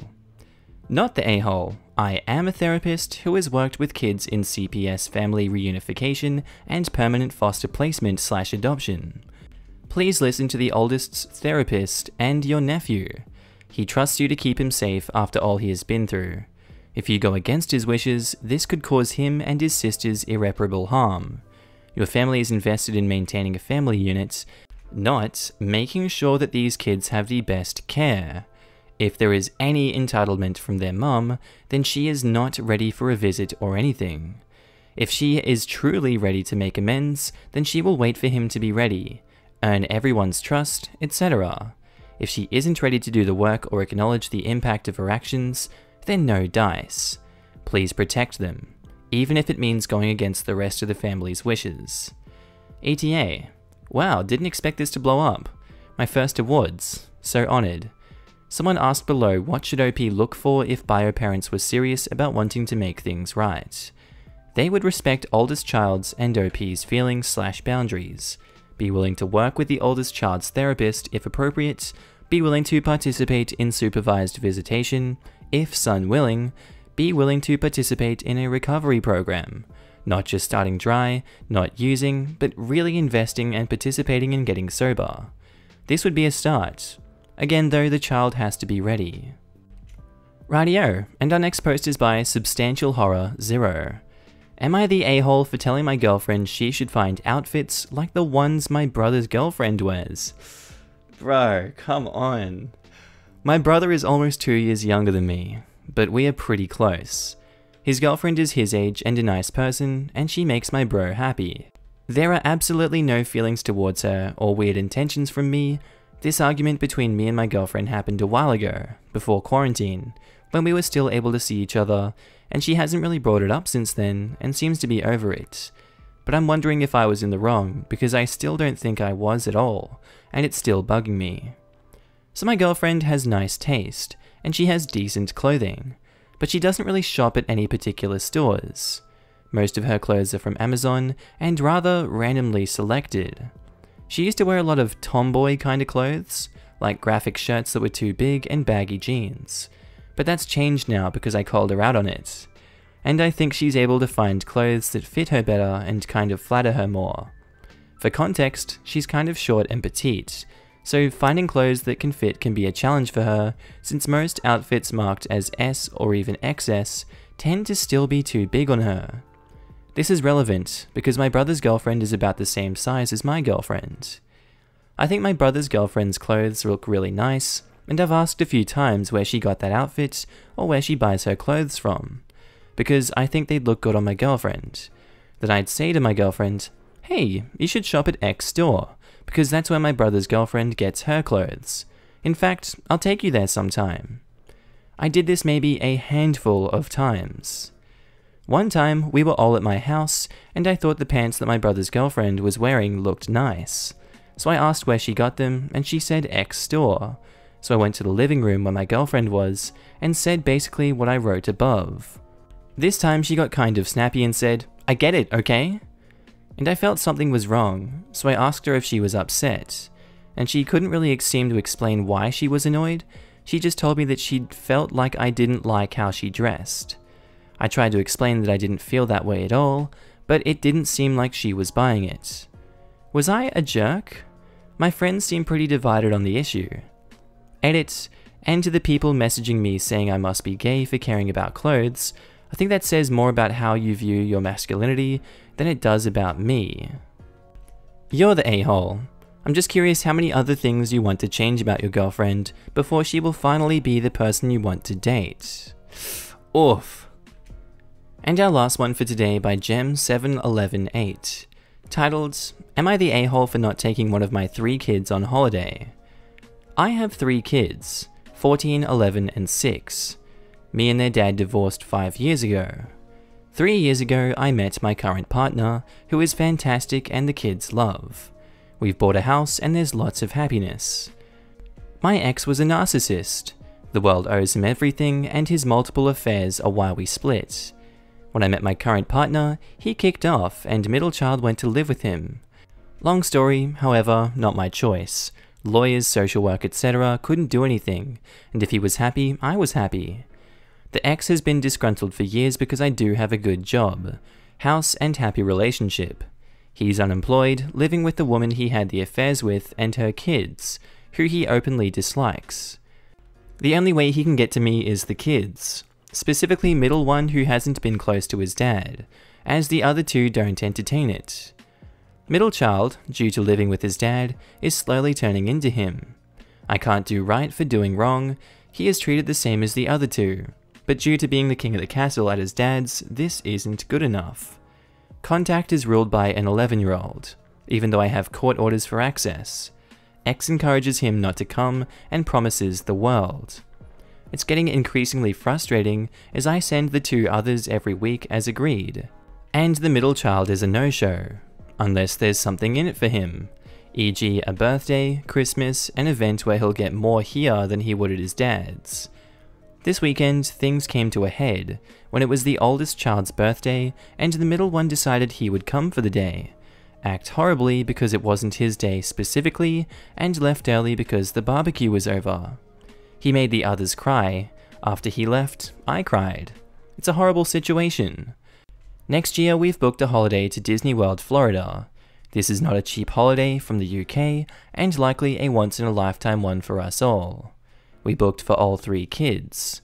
However, due to the middle child's attitude, not only with me, but with my partner and the other 2 kids, I'm considering not taking him. It's not in any way that I don't want him to come, but I don't want the holiday ruined for everyone because of his attitude and new self-entitlement. Long story short, would I be the a-hole if I don't take one of my 3 kids on the family holiday? Edit. For info, none of them know about the holiday yet. We booked at the start of the year and plan on telling them at Christmas time. Mainly so we didn't have 18 months of being asked how long till the holiday. His attitude has really flipped since February. I've tried sitting him down and explaining he will be treated the same. He agrees he has a good time here. He's happy here, but feels guilty leaving his dad. After this chat, I sat down with X and explained how he's affecting middle child. X has now ramped up his assholery and encouragement that the middle child can do what he wants with no consequences, which isn't how I work. I'm all for fair, I don't speak badly about his dad. I don't play games for him to want to come to see us. I completely understand that it's his dad's doing, but it's exhausting. Edit. Thank you for all the responses. I've changed from Disneyland to Disney World, apologies. Also, middle child sees a counselor through school, as does oldest. X would not attend other counseling I arranged or take middle one. This is something that's being addressed. It's just harder currently due to lockdown, as is the lawyer side of things. Once the country is up and running again, I'll push a bit harder. Am I the a-hole for telling my autistic brother the truth when he asked me why women don't like him? So, I've got a younger brother, 24, with Asperger's, and he is very high functioning, albeit with his quirks. Recently, I've moved back home during the stay-at-home orders to look after my parents. My brother still lives with them. I find out he's been trying to date in recent months, and confessed it's been pretty unsuccessful for him. He even got to go on a first date, but his date literally got up and left after about a half an hour. I know exactly the reason why, and it's not flattering. For one thing, my parents coddled him since he was a kid because he was on the spectrum and was the only boy in our family. My mum in particular always told him he was smarter and more advanced than everyone else who was neurotypical. This has led to his belief today that he genuinely is smarter than everyone else, especially women who he thinks are inherently irrational, illogical people. So, I know how he interacts with women like me or his other sisters. He tends to say very hurtful things first, and when you get upset, he will then say things like, "You're being irrational, hysterical, illogical. I'm just being honest and you can't accept it." This is like his catchphrase over the years, and it drives us absolutely insane. Anyways, when he asked me, I basically said, "Listen, the truth is your way of talking to women can come across as extremely demeaning and borderline sexist," and told him he acts like he can read every woman perfectly when he's pretty much always wrong.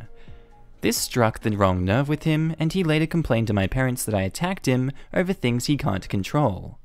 Now I'm in hot water for ruining his confidence, and I feel both bad and kind of relieved at the same time. This was the first time in my life that I told him how annoying his behavior is, because growing up, our mum always blamed us whenever he got upset. But maybe I was too harsh? Am I the a-hole for telling him what I said? Not the a-hole. He asked and you gave a reasonable answer. It doesn't even sound like you were being unnecessarily harsh. Also, it's kinda hilarious that he calls women irrational, but he loses it after being told the truth. I would stop coddling him. His autism doesn't give him a free pass to be a jerk. Sorry bro, I'm just being honest and you can't accept it. Stop being so hysterical.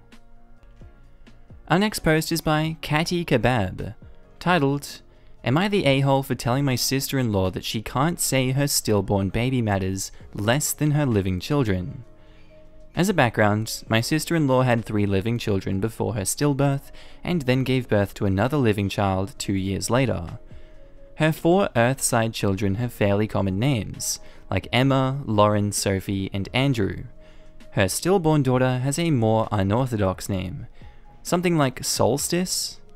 I have 1 son born sleeping, and had several miscarriages.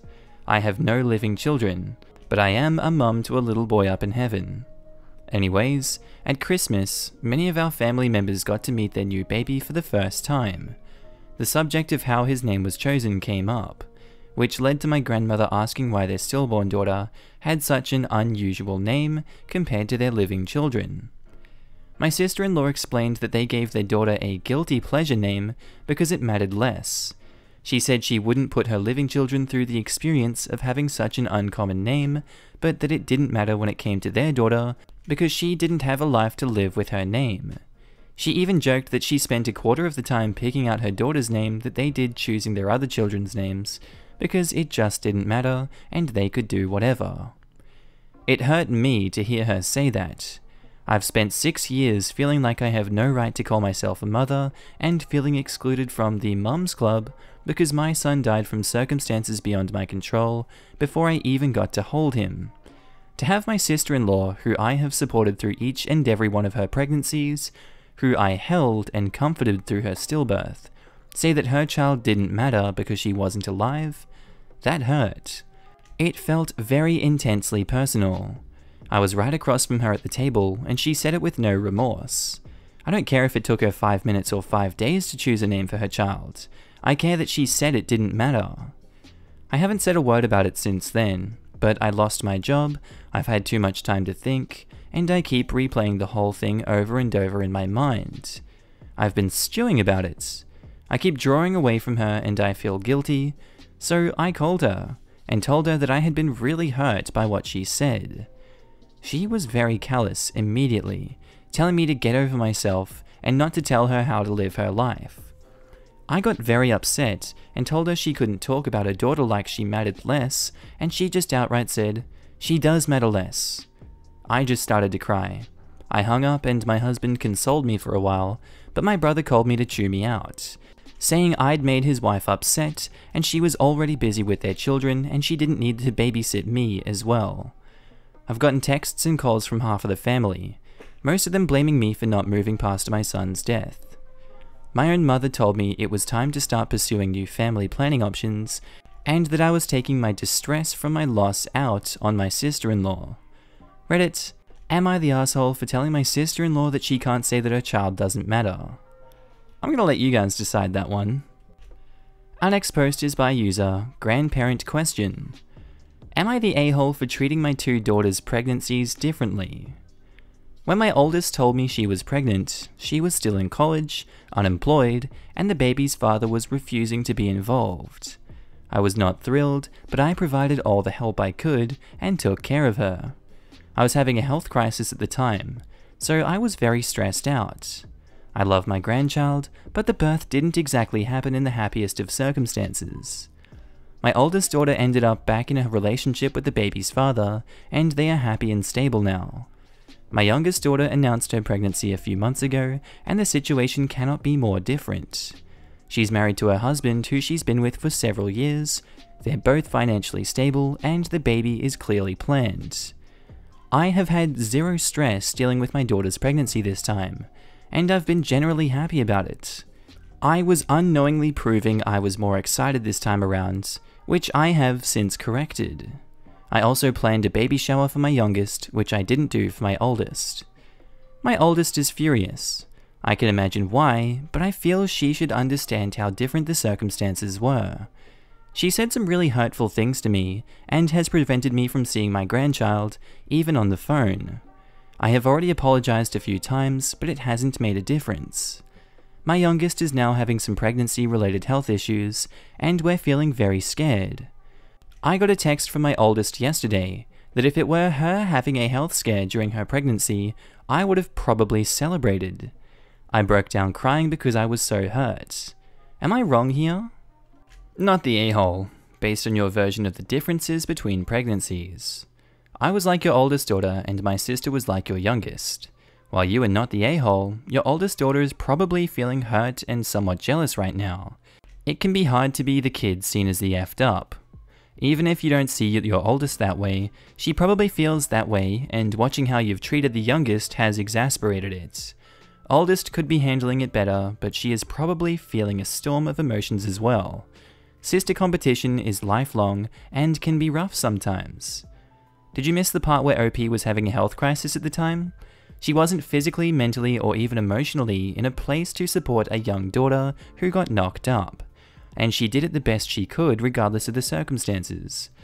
OP has her health back and years of maturity now, so her reaction to the second daughter's pregnancy, which was a planned event, is understandably different. It sucks for the oldest daughter that she didn't get a baby shower or had to deal with being knocked up in college, but she is being selfish for not reading all the context surrounding that pregnancy. She's not the a-hole, but the daughter is being unnecessarily cruel. Our next post is by user Shaving Gator, titled, Am I the a-hole for shaming my girlfriend into shaving her legs? Throwaway because my girl uses Reddit and browses this sub somewhat often. My, male 22, girlfriend 23, of 2 years, isn't exactly the hippie free spirit, my hairy body is beautiful type, but she definitely never developed the habit of shaving consistently. She says it takes a long time. She's very tall, so that makes sense for her legs. Her skin is sensitive, so she's prone to bad razor burn, and she always manages to nick herself and bleed a lot. She pretty much only shaves when the hair is physically irritating her skin. It doesn't necessarily bother me because I love her for who she is, but I do have a preference towards smooth, silky skin. Who wouldn't, right? Earlier this evening, we were enjoying a shower together, and she mentioned how she thought it was time to shave her underarms. She said the hair was starting to get on her nerves, and she wanted it gone.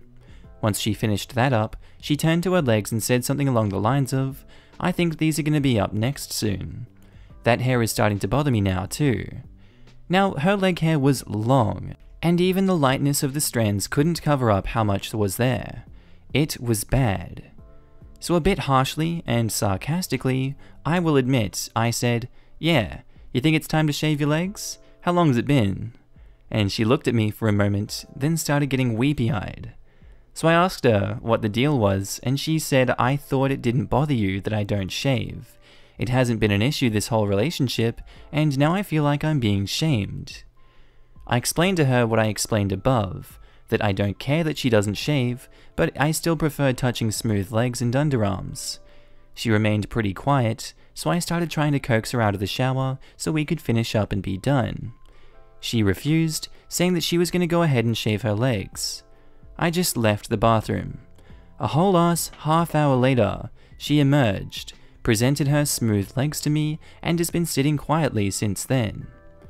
Right now, I'm frustrated that she just spent 30 extra minutes making a point.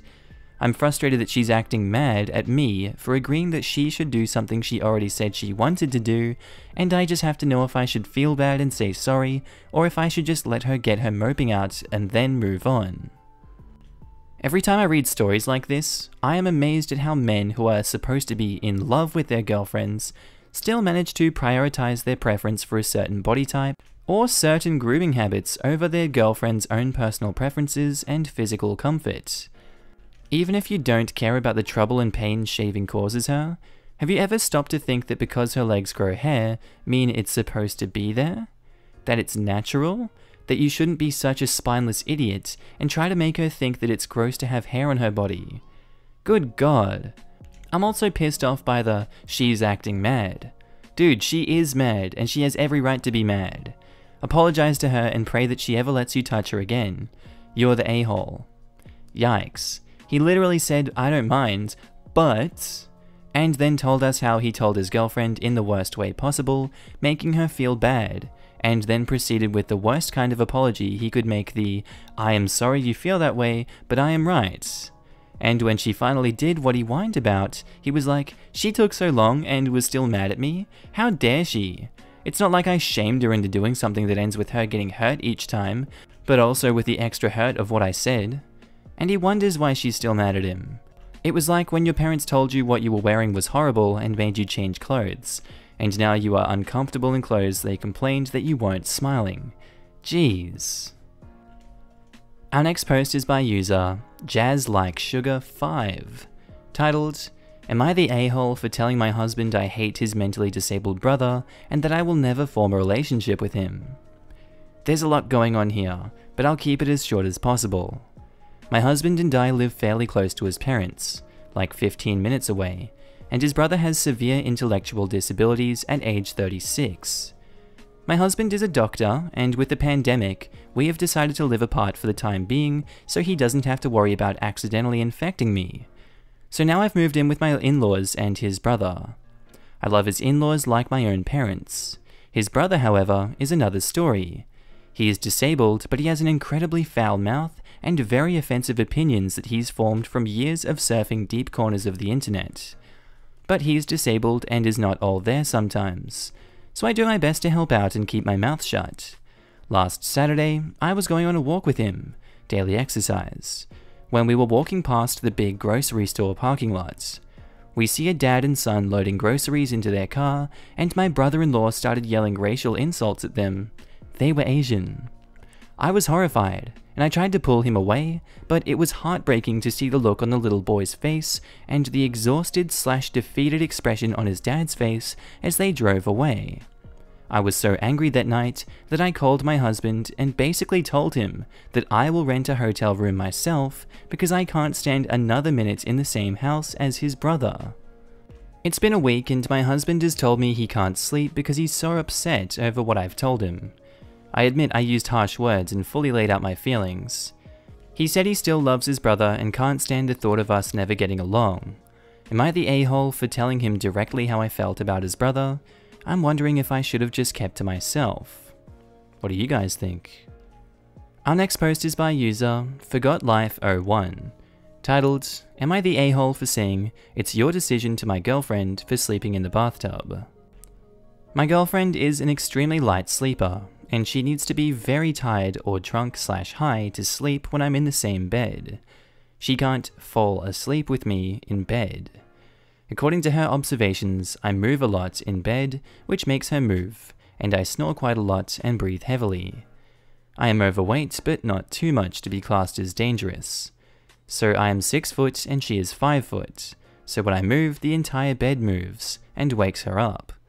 I also speak in my sleep sometimes, which is something she has recorded to show me. Now she's kind of blaming me for some things. She has had many exams that she didn't study enough for because she couldn't sleep all night due to me, her sleep schedule is very bad right now, and she sleeps almost always during the daytime because she can't get any night sleep. She uses earplugs, but they can't block all the sound or my movements. We also live in my parents' house, with not enough rooms, which means she has no other choice. Plus, the living room is not an option neither. She woke me up at 1 AM, saying she will be sleeping in the bathtub because she can't take it, and she really has to sleep because she has to study for a test tomorrow. And she only has 1 day because she has been sleeping all day instead of a normal full night's sleep. I told her, well, that's your decision then, and she told me, why can't you do something about it? Just buy one of those things where it can make you snore less. But I think they would make me look like a fool.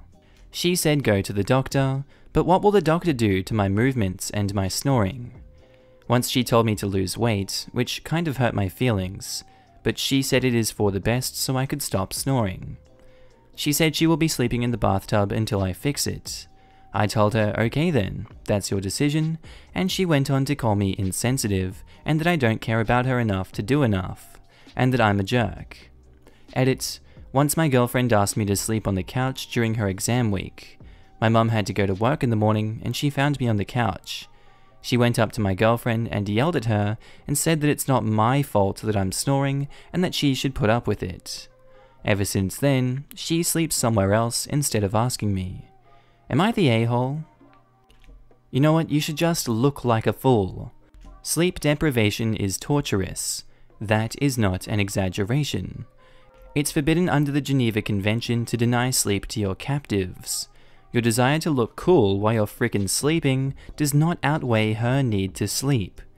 If your snoring is that bad, there's a fair chance you have sleep apnea, which can kill you. You should see a doctor. You two should also look into getting a better mattress, which won't transfer so much of your motion. You're the a-hole. Our next post is by user Awkward Lies, titled, Am I the a-hole for not asking my singer friend to sing at our wedding, / refusing to allow her to gift us her singing voice? This is very awkward, and I'm not sure who to ask, so I decided to post on here. My boyfriend proposed last year around Christmas, and of course, I immediately said yes, and together we have been very excitedly planning our wedding. We were due for September this year, but have obviously put everything on hold. One of my friends, Abigail, is a singer. She has a very gospel-y kind of voice, but as awful as it sounds, all I think when she sings is, this is warbly, and I have to fight to keep a straight face. She's not awful, but it's really not my cup of tea. Obviously, I would never say that to her, but I do encourage her passion, because one day she wants to turn her hobby into a career.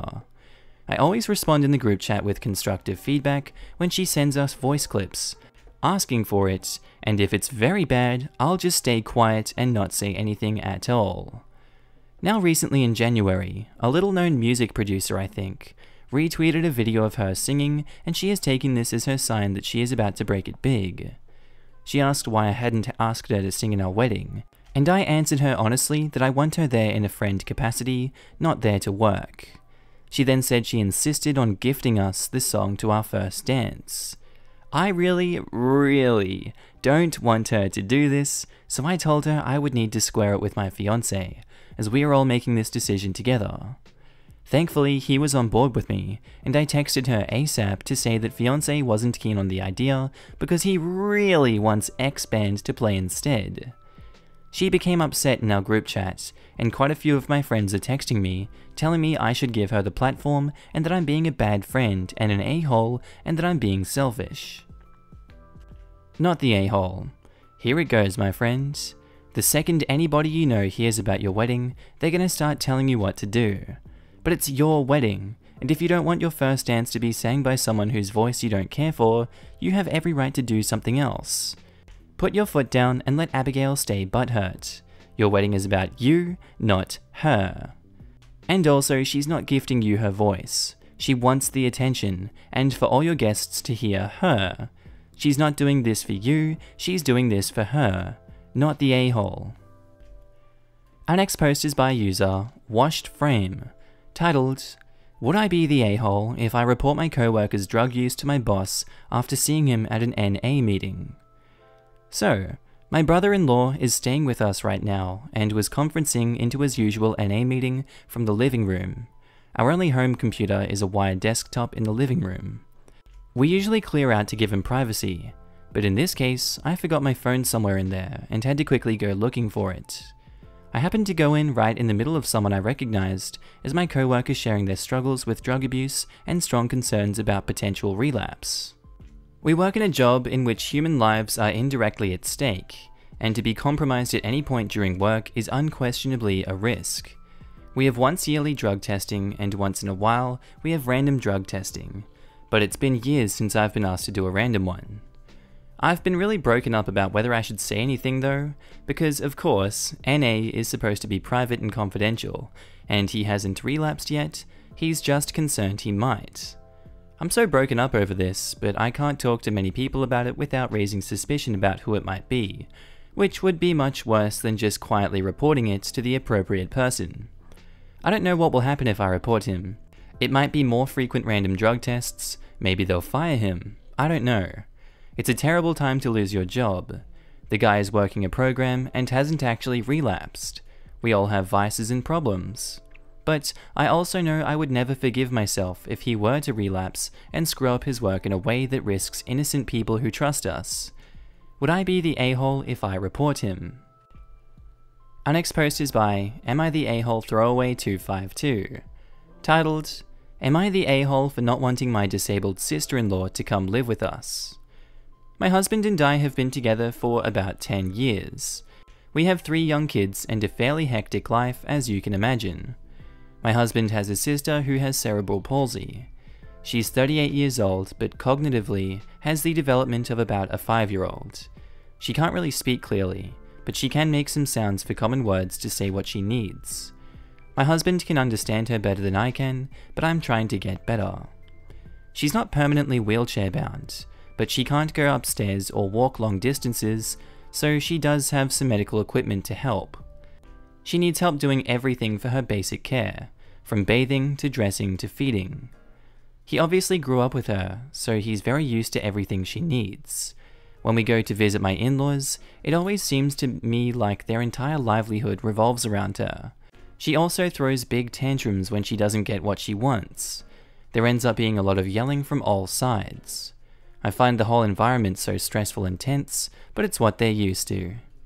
My husband's parents are getting older, and I think it's getting more difficult to care for her. My husband approached me a few weeks ago, saying he thinks it's time his sister come to live with us. My whole world came to a screeching halt. We had talked about us helping financially and coordinating care before, but never about her actually coming to live with us. In truth, I just can't picture us staying afloat while adding her into the mix at our house.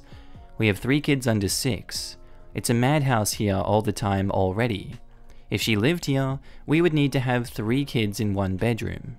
We'd also need to get some serious modifications to our house because it's not handicap friendly.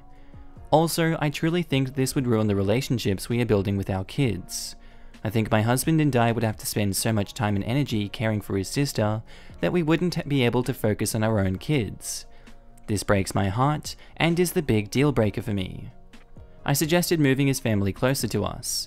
They currently live 5 hours away, and seeing how we can help without them living with us.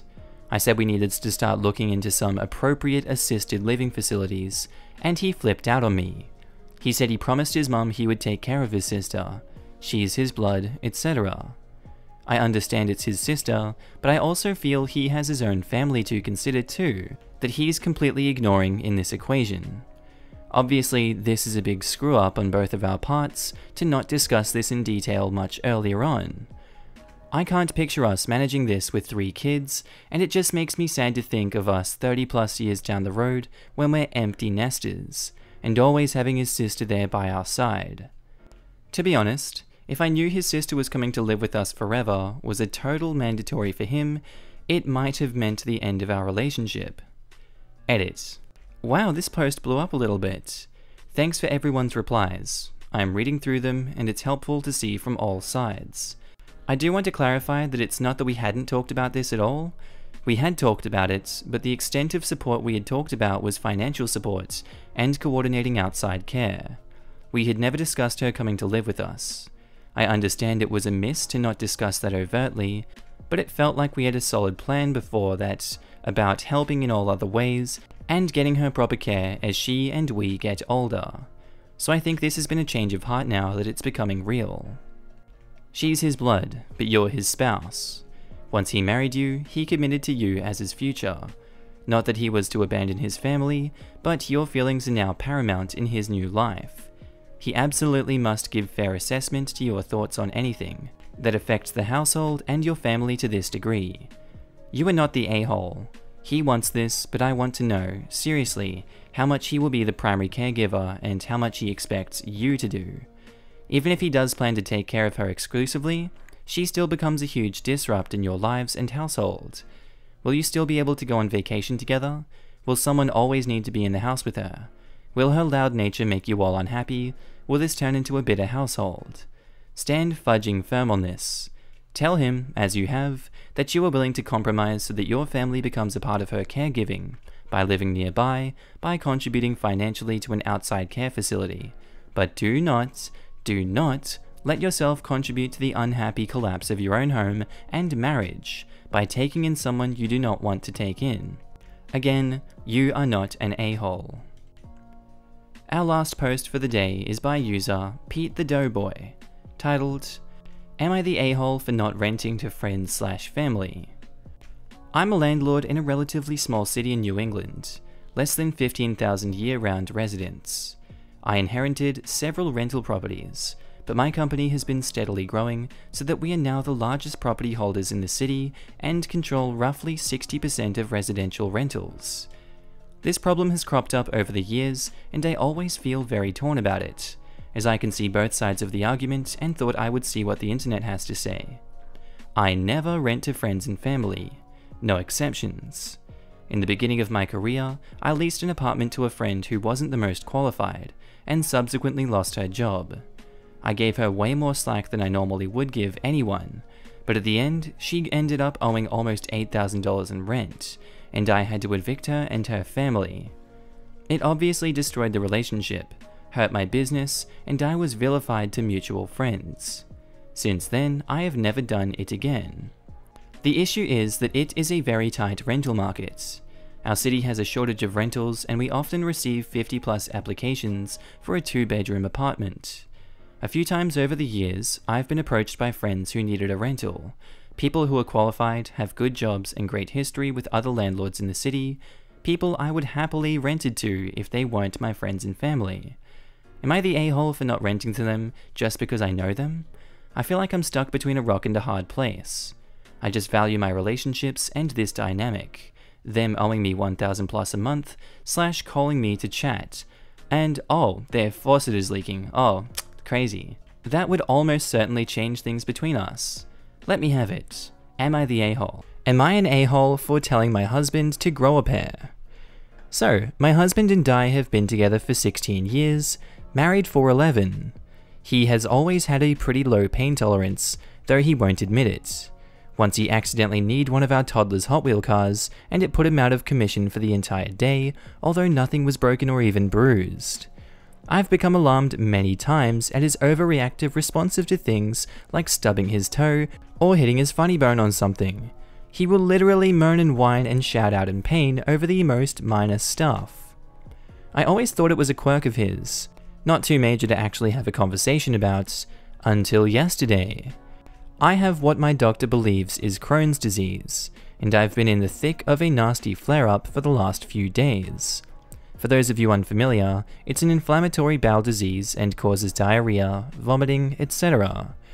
I was trying to take a nap for some relief and had just gotten to sleep when I hear an actual scream from downstairs.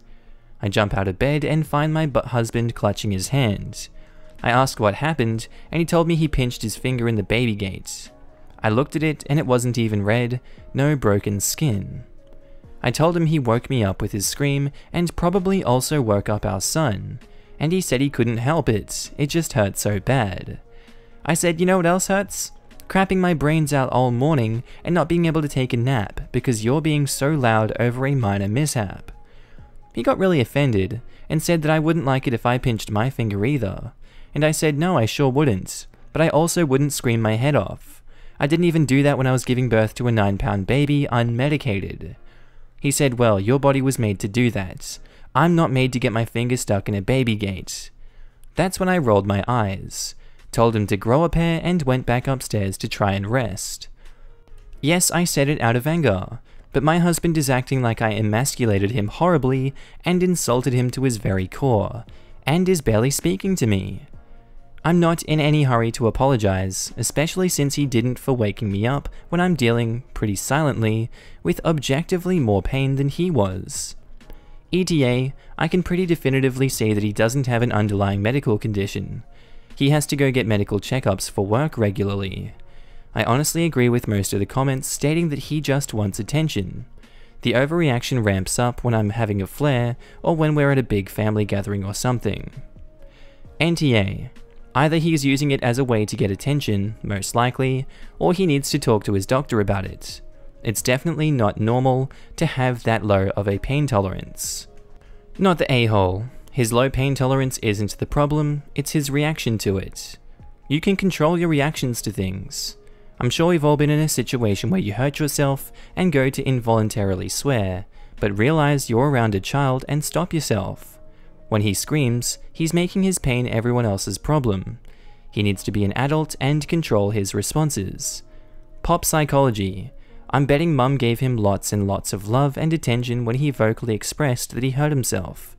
Maybe see if you can find a way of reinforcing him when he doesn't react. Alright, and our next post is by user WFHStress2020, titled, Am I the a-hole for being annoyed my girlfriend has started dressing weird recently? My girlfriend always dressed comfortably and practically until recently. She works at a professional job, and she would usually wear jeans, sneakers, t-shirts, or sweaters, etc. About a month ago, she had her friend shave both sides of her head, but leave hair on the top and back of her head. I wasn't a huge fan of it, but she said she wanted it for a while, but she was too afraid of being embarrassed if it turned out badly. But now that everyone is working from home, nobody can go out, she can took the chance and she loves it. Then she bleached her brown hair to blonde. Then in a week she dyed it to fluorescent green. And she was buying a lot of new clothes. Crop tops and tank tops, really loud patterned pants, platform sneakers that look like running shoes but have a sole that's like 3 inches tall. Just generally flashy and eccentric stuff. And whenever I ask, she says that this is more her style, but she is just more comfortable getting into it when there's less social pressure. She's stopped wearing bras, and that's also awkward because I can tell she gets stares. I asked what she's going to do when she has to go back to work. She said that she'd dress appropriately, but obviously couldn't change her hair. But she said she didn't think that would be a problem. She'd been practically indispensable during the difficult time the company was having recently, and couldn't see there being any trouble over hair. I've also said I don't love her new look, and she's always like, I don't look that different, like it's still me. But honestly, she does look really different. We had a fight after I asked her a couple of times to just wear normal things when we hang out together, and she got really upset with me over it, saying that she was just trying to have some fun and trying something different, and it was really rude of me to tell her how to dress. Am I the a-hole for being annoyed with my girlfriend's change in style? You're the a-hole. It's a tough time for everyone and changing things up is a way of coping. Less social pressure can allow her to be more free while being stuck in the house. If you can't see beyond superficial things like hair and clothes, that's your problem, not hers. Gentle, you're the asshole from here. I understand that it's not what you like, but asking her to wear normal things was not good. Your normal? Hers? She is changing her look and you don't like it. That's fine, but it's her look, and she's allowed to change it. If it bothers you that much, end the relationship. Trying to force someone into a mold that you deem acceptable is controlling and not okay. You could have approached this a lot better than you did. Have an actual conversation instead of basically telling her that her current clothes are abnormal. Righto, and our next post is by user Time Kitchen, titled, Am I the a-hole for suddenly disinviting my father 4 days before my wedding? He even paid for my wedding and I haven't spoke to him since. Just to be clear, I got married in early February. I have always been very close to my father and stepmom growing up. I always felt like they offered me a stable home for me to grow up in. I never had that with my mother. During the last few years of my parents' marriage, my mother changed as a person. She was a happy and cheerful person when we were younger. She really changed after the divorce. She was miserable, and I felt that. I could tell that she hated the fact that I preferred to live with my dad, but never verbalized her feelings. She has been single since the divorce and refuses to date other people. I always wanted to have a joint birthday parties with my mum, dad, and stepmom, but my mum wouldn't have it. She avoided my father like the plague. I never understood her behavior and resented her for it. Quite naturally, I preferred my dad's household over my mum's. Anyways, right before my wedding, I was staying at my dad's. One night, I overheard my dad and stepmom reminiscing about how they met. Now, they always told us that they met 6 months after the divorce at a library. Turns out they lied. They were talking about how my father couldn't take his eyes off her the moment she walked into his office, and how he wanted her from that moment on, and how he didn't care that he had a pregnant wife at home. Apparently their first kiss was a few days after I was born, and the first time they had sex was on my parents' 3rd anniversary. I was only a few months old back then. They were talking about how difficult it was for them to continue their relationship after they got caught when I was 5. This was extremely shocking to me because my parents got divorced when I was 10. They were also making fun of my mum's weight. This meant that they carried on an affair throughout my parents' marriage. I remember my mum changing for the worse when I was in 2nd grade. My mum always knew and she never told me. I broke down crying that night and I felt really guilty because the way I acted towards my mum growing up. I had no idea she went through so much. I was cheated on by my first boyfriend in college, and it destroyed me. I felt horrible. That night, I didn't confront my dad, but the next morning I packed up my crap and transferred the amount he had spent on my wedding. I didn't want his money. I told him I heard everything, and asked him to stay away from my wedding. I left their house and drove to my mum's. I hugged her really hard, and we both cried. I had my mum walk me down the aisle, and I made sure my dad's family didn't attend the wedding. I didn't explicitly disinvite my half-brother, but he stayed away from my wedding, and I'm actually glad he didn't come. I don't think I want anything to do with any of them anymore. I've heard from the grapevine that my dad is on antidepressants nowadays. My grandma blames me for his depression. Did I overreact? I still don't want anything to do with him. My dad's family thinks I was, and I am being cruel to him. Am I the a-hole? And I corrected a typo. For the people doubting it's fake, I'm not quoting what I heard. I'm paraphrasing what they were talking about. I'm stating the things I got to know that night. And yes, they were drinking. People got that right. Not the a-hole. So your views of who your dad is were changed overnight, and it was revealed that your dad is a dick who messed up your mum mentally. Yeah, nah. I don't think you're overreacting. Those actions are unforgivable for a lot of people. You're especially not the jerk because you gave back the money. I have so much respect for your mum for keeping that crap to herself. That's one of the more impressive things I've ever heard. By the way, you're not to blame for his depression. He is. He made the awful decisions that led to him where he is. The bigger a lie gets, the more powerful it will be when it all comes crashing down. And our next post by AmITheA Throwaway Red Ra, titled, "Would I be the a-hole if I refused to let my niece wear white to my wedding?" Situation started about 5 months ago. My wedding was set for the 30th of this month, but it was postponed. Before the postponing though, we had decided to make my future niece-in-law, the flower girl. She's about to turn 7, is the sweetest little girl, and I thought the role would suit her perfectly. Needless to say, her mum approved, and she was ecstatic when I asked the both of them if they would be willing to take on this role. Where the discourse starts is this. We have a group chat for the female wedding guests, so that no one matches the same dress, suggestions, etc. And her mum posted a picture of a small, pure white dress in the chat, saying that it was for her daughter. I really wasn't okay with this in any capacity. I think the wearing white to a wedding is tacky, and could be taken the wrong way. For example, trying to upstage the bride. So I privately messaged my future sister-in-law and asked her to maybe look at other options, like maybe a light pastel blue or pink, or something of the like. However, she told me that her daughter is really into the white dress, and that she really loves it, and it's really just a dress, and shouldn't be a big deal. Plus, it shouldn't even bother me, because no one should see it as upstaging, considering she's literally a child. While I agree with her in some ways, my final answer was no. That conversation happened around a month ago. Since the postpone, she has taken time to reach out to me multiple times to try and convince me to change my stance, saying that her daughter would be heartbroken if she couldn't wear the dress. They've both fallen in love with it, etc. My answer every time has been a firm no. I told my fiancé about this, and he got upset with me, telling me about how I was making a big fuss over a child's dress color, and that this really doesn't matter in the grand scheme of all things. Originally, I felt because this was my/our wedding, I had the right to be firm on my stances, but I'm really starting to feel like a jerk for possibly raining on a child's parade. Am I? Edit to clarify, yes, I am aware that most weddings feature a flower girl wearing white. This is not by any means an extremely by-the-books traditional wedding. Being the only one wearing white is my personal preference. Let this sink in.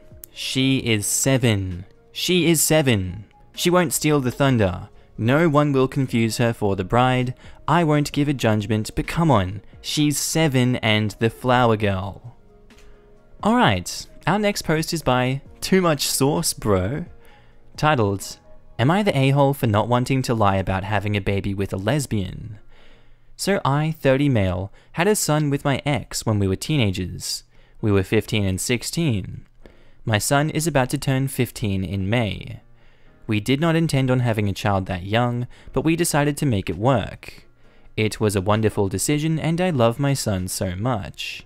Our relationship did not last, as my ex realized she was a gay a couple years after our son was born. We ended on good terms and currently split custody of my son. My son stays with me and my girlfriend, 29 female, during the week, and his mother and her wife on the weekends. My girlfriend and I just moved in together recently, and I have just begun to get close with her family recently as well. My girlfriend and son get along very well, but my girlfriend wants me to lie about the situation I have with my son. For context, my girlfriend's family is very religious, Jehovah's Witnesses, and while she's not as religious as they are, she fears they will judge me or not like me when they find out that I had a child with a lesbian who was very involved in my son's life. She also told me they would be uncomfortable with the fact I had a child outside of wedlock. My girlfriend's suggestion was to lie, and tell her parents, if it ever came up, that I was previously married to my son's mother, and that she left me, or passed away, and to absolutely not mention the lesbian part. I don't feel comfortable lying about my son for several reasons. I love this woman and I want any love her family has for me to be based on authenticity. I don't want to set the precedent for my son that lying is acceptable to make people like you. I do not believe it is wrong to be gay, and I won't tiptoe around it in order to spare feelings.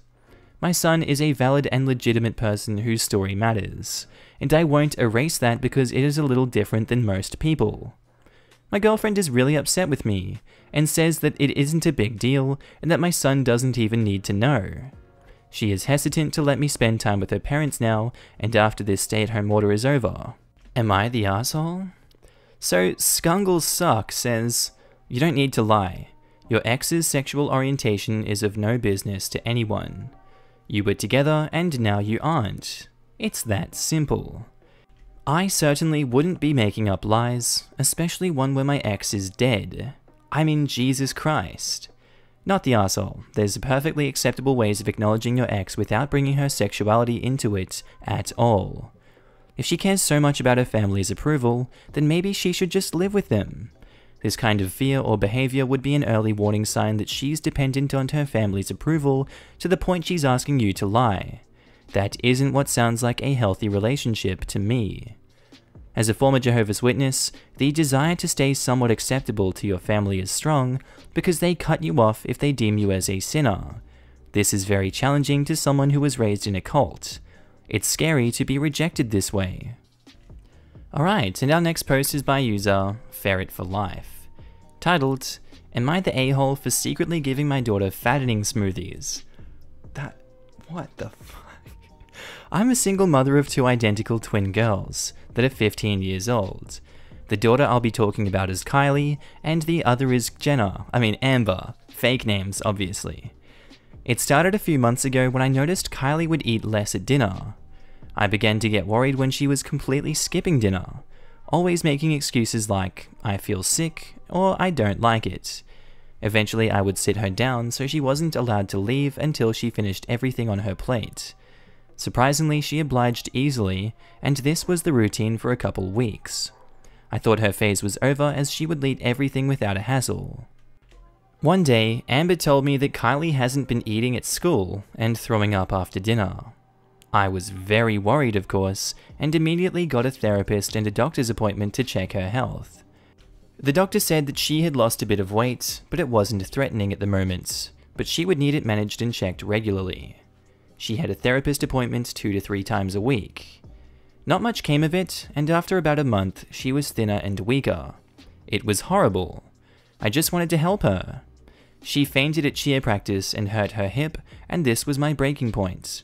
I had to do something. Every morning she would make a smoothie, with stuff like berries and vegetables, in an attempt to be healthy. So I decided to order 5 kilograms of weight gain formula that's used for muscle growth. Every morning I would make her these healthy smoothies, and she never questioned it. The doctor was pleased by her weight gain. I had told him about the formula, and he said it was fine as it was helping and keeping her from a risk BMI. Everything was going great. Thankfully, she was making progress with the therapist, and each day she was improving more. During this time, she was rarely able to do cheer, which motivated her to get healthy.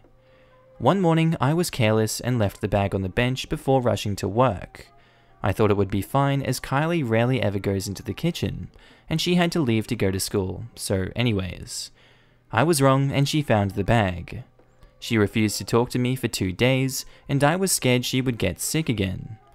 Her therapist asked to speak to me after their session, and she practically told me that I was an asshole, not in those words obviously, that I had betrayed her trust and set back months of progress because of my actions. I don't feel bad though. I did what I needed to help her, and she's in a better place now than she would be without it. She's doing better now and showing much better improvement this past month, but she doesn't speak to me much, and I miss talking to her. I think what I did was necessary, but am I the a-hole? Your intentions were good, but the way you handled it makes you the a-hole. You should have discussed this with her therapists before doing this. You've now jeopardized all of her progress. Hope she gets better soon. Your wording reminds me of a quote, not direct, but the way I remember it is, we judge others on their actions, we judge ourselves on our intentions. That's not just a quote, it's a psychological fact. It's called the fundamental attribution error, and we all pretty much do it. Alright, and our next post is by Lego Cookie, titled, Am I the a-hole for getting my cousin's girlfriend banned from family dinners?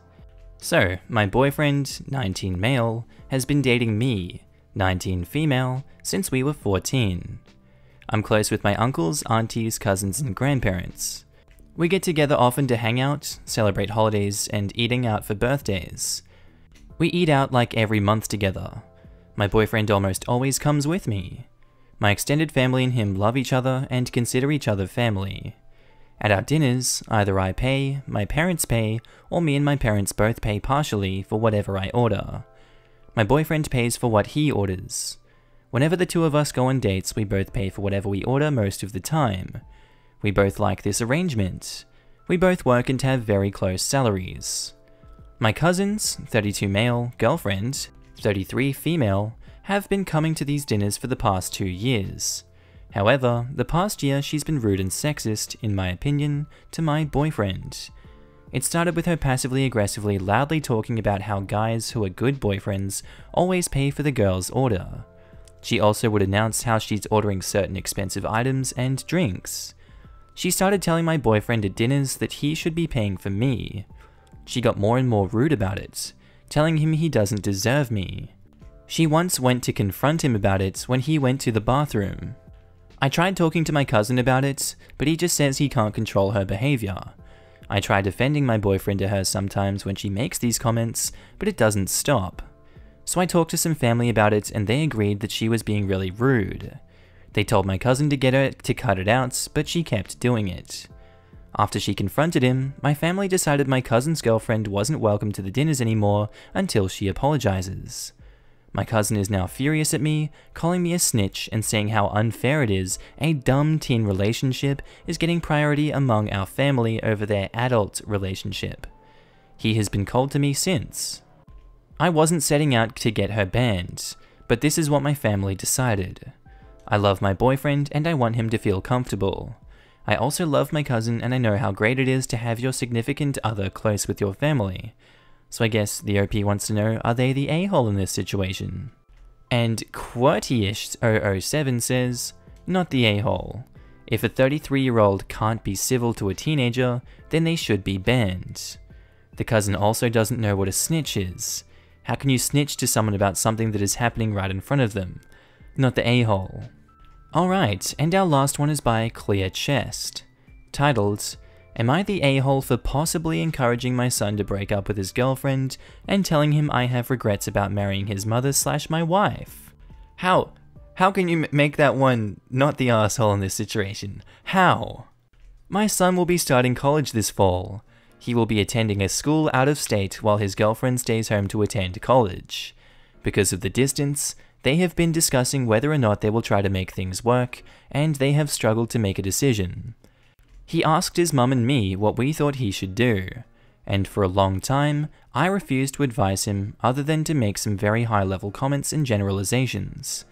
His mother/my wife, on the other hand, has encouraged him to stay with his girlfriend, even though I asked her to remain impartial.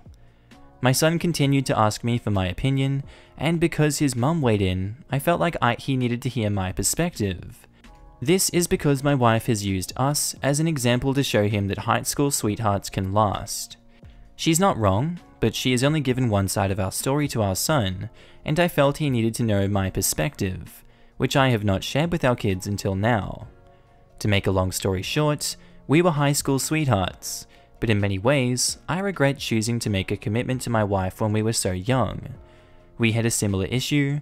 I applied to graduate schools and ended up getting offers from schools in New York and LA, which I really liked. I would have probably attended one, but my wife did not want to move to either place, which forced me to choose. I have always wondered how my life would have gone had I chosen a different path. I told my son all of this and advised him to think about it if he wants that hanging over him while he is away at school. To be tied down like this during the best years of his life is going to give him a very different college experience and probably limit him in many ways. I did not tell him that he should break up, but I did strongly urge him to consider if he is prepared to make that sacrifice and end up like me, wondering what he missed out on. Apparently, my daughter overheard this conversation and relayed it to my wife. My wife has taken this very hard, and so have my daughters. But I don't think that what I said was wrong. I don't think I am wrong for wanting our son to avoid the same. He has many plans which are not compatible with that girlfriend he wants. She is a local girl like my wife, and probably will never want to leave our town or explore the world. So either he is going to end up fighting her over this and feeling bad because he wants to experience life, or things will ultimately not work out. If the latter is the case, it is better to end it now so that at least he can enjoy college. Am I the asshole? I don't know, guys. You guys can decide. You be the judge of this one. That's a my god. I know he has a little bit of a point there, but ultimately it's his son's life in the end, isn't it? What do you guys think of this one today? Tell me what you think. Judge, jury, executioner, that can be you guys on today's episode. I'd love to know what you thought about everyone. Tell me which cases you think are good, which ones are bad. Alright, this has been Markee. Got no time left. I'm gonna head to bed in a second. Hope you guys have a good day, night, sleep, whatever you're up to, and I'll see you in the next episode. Bye.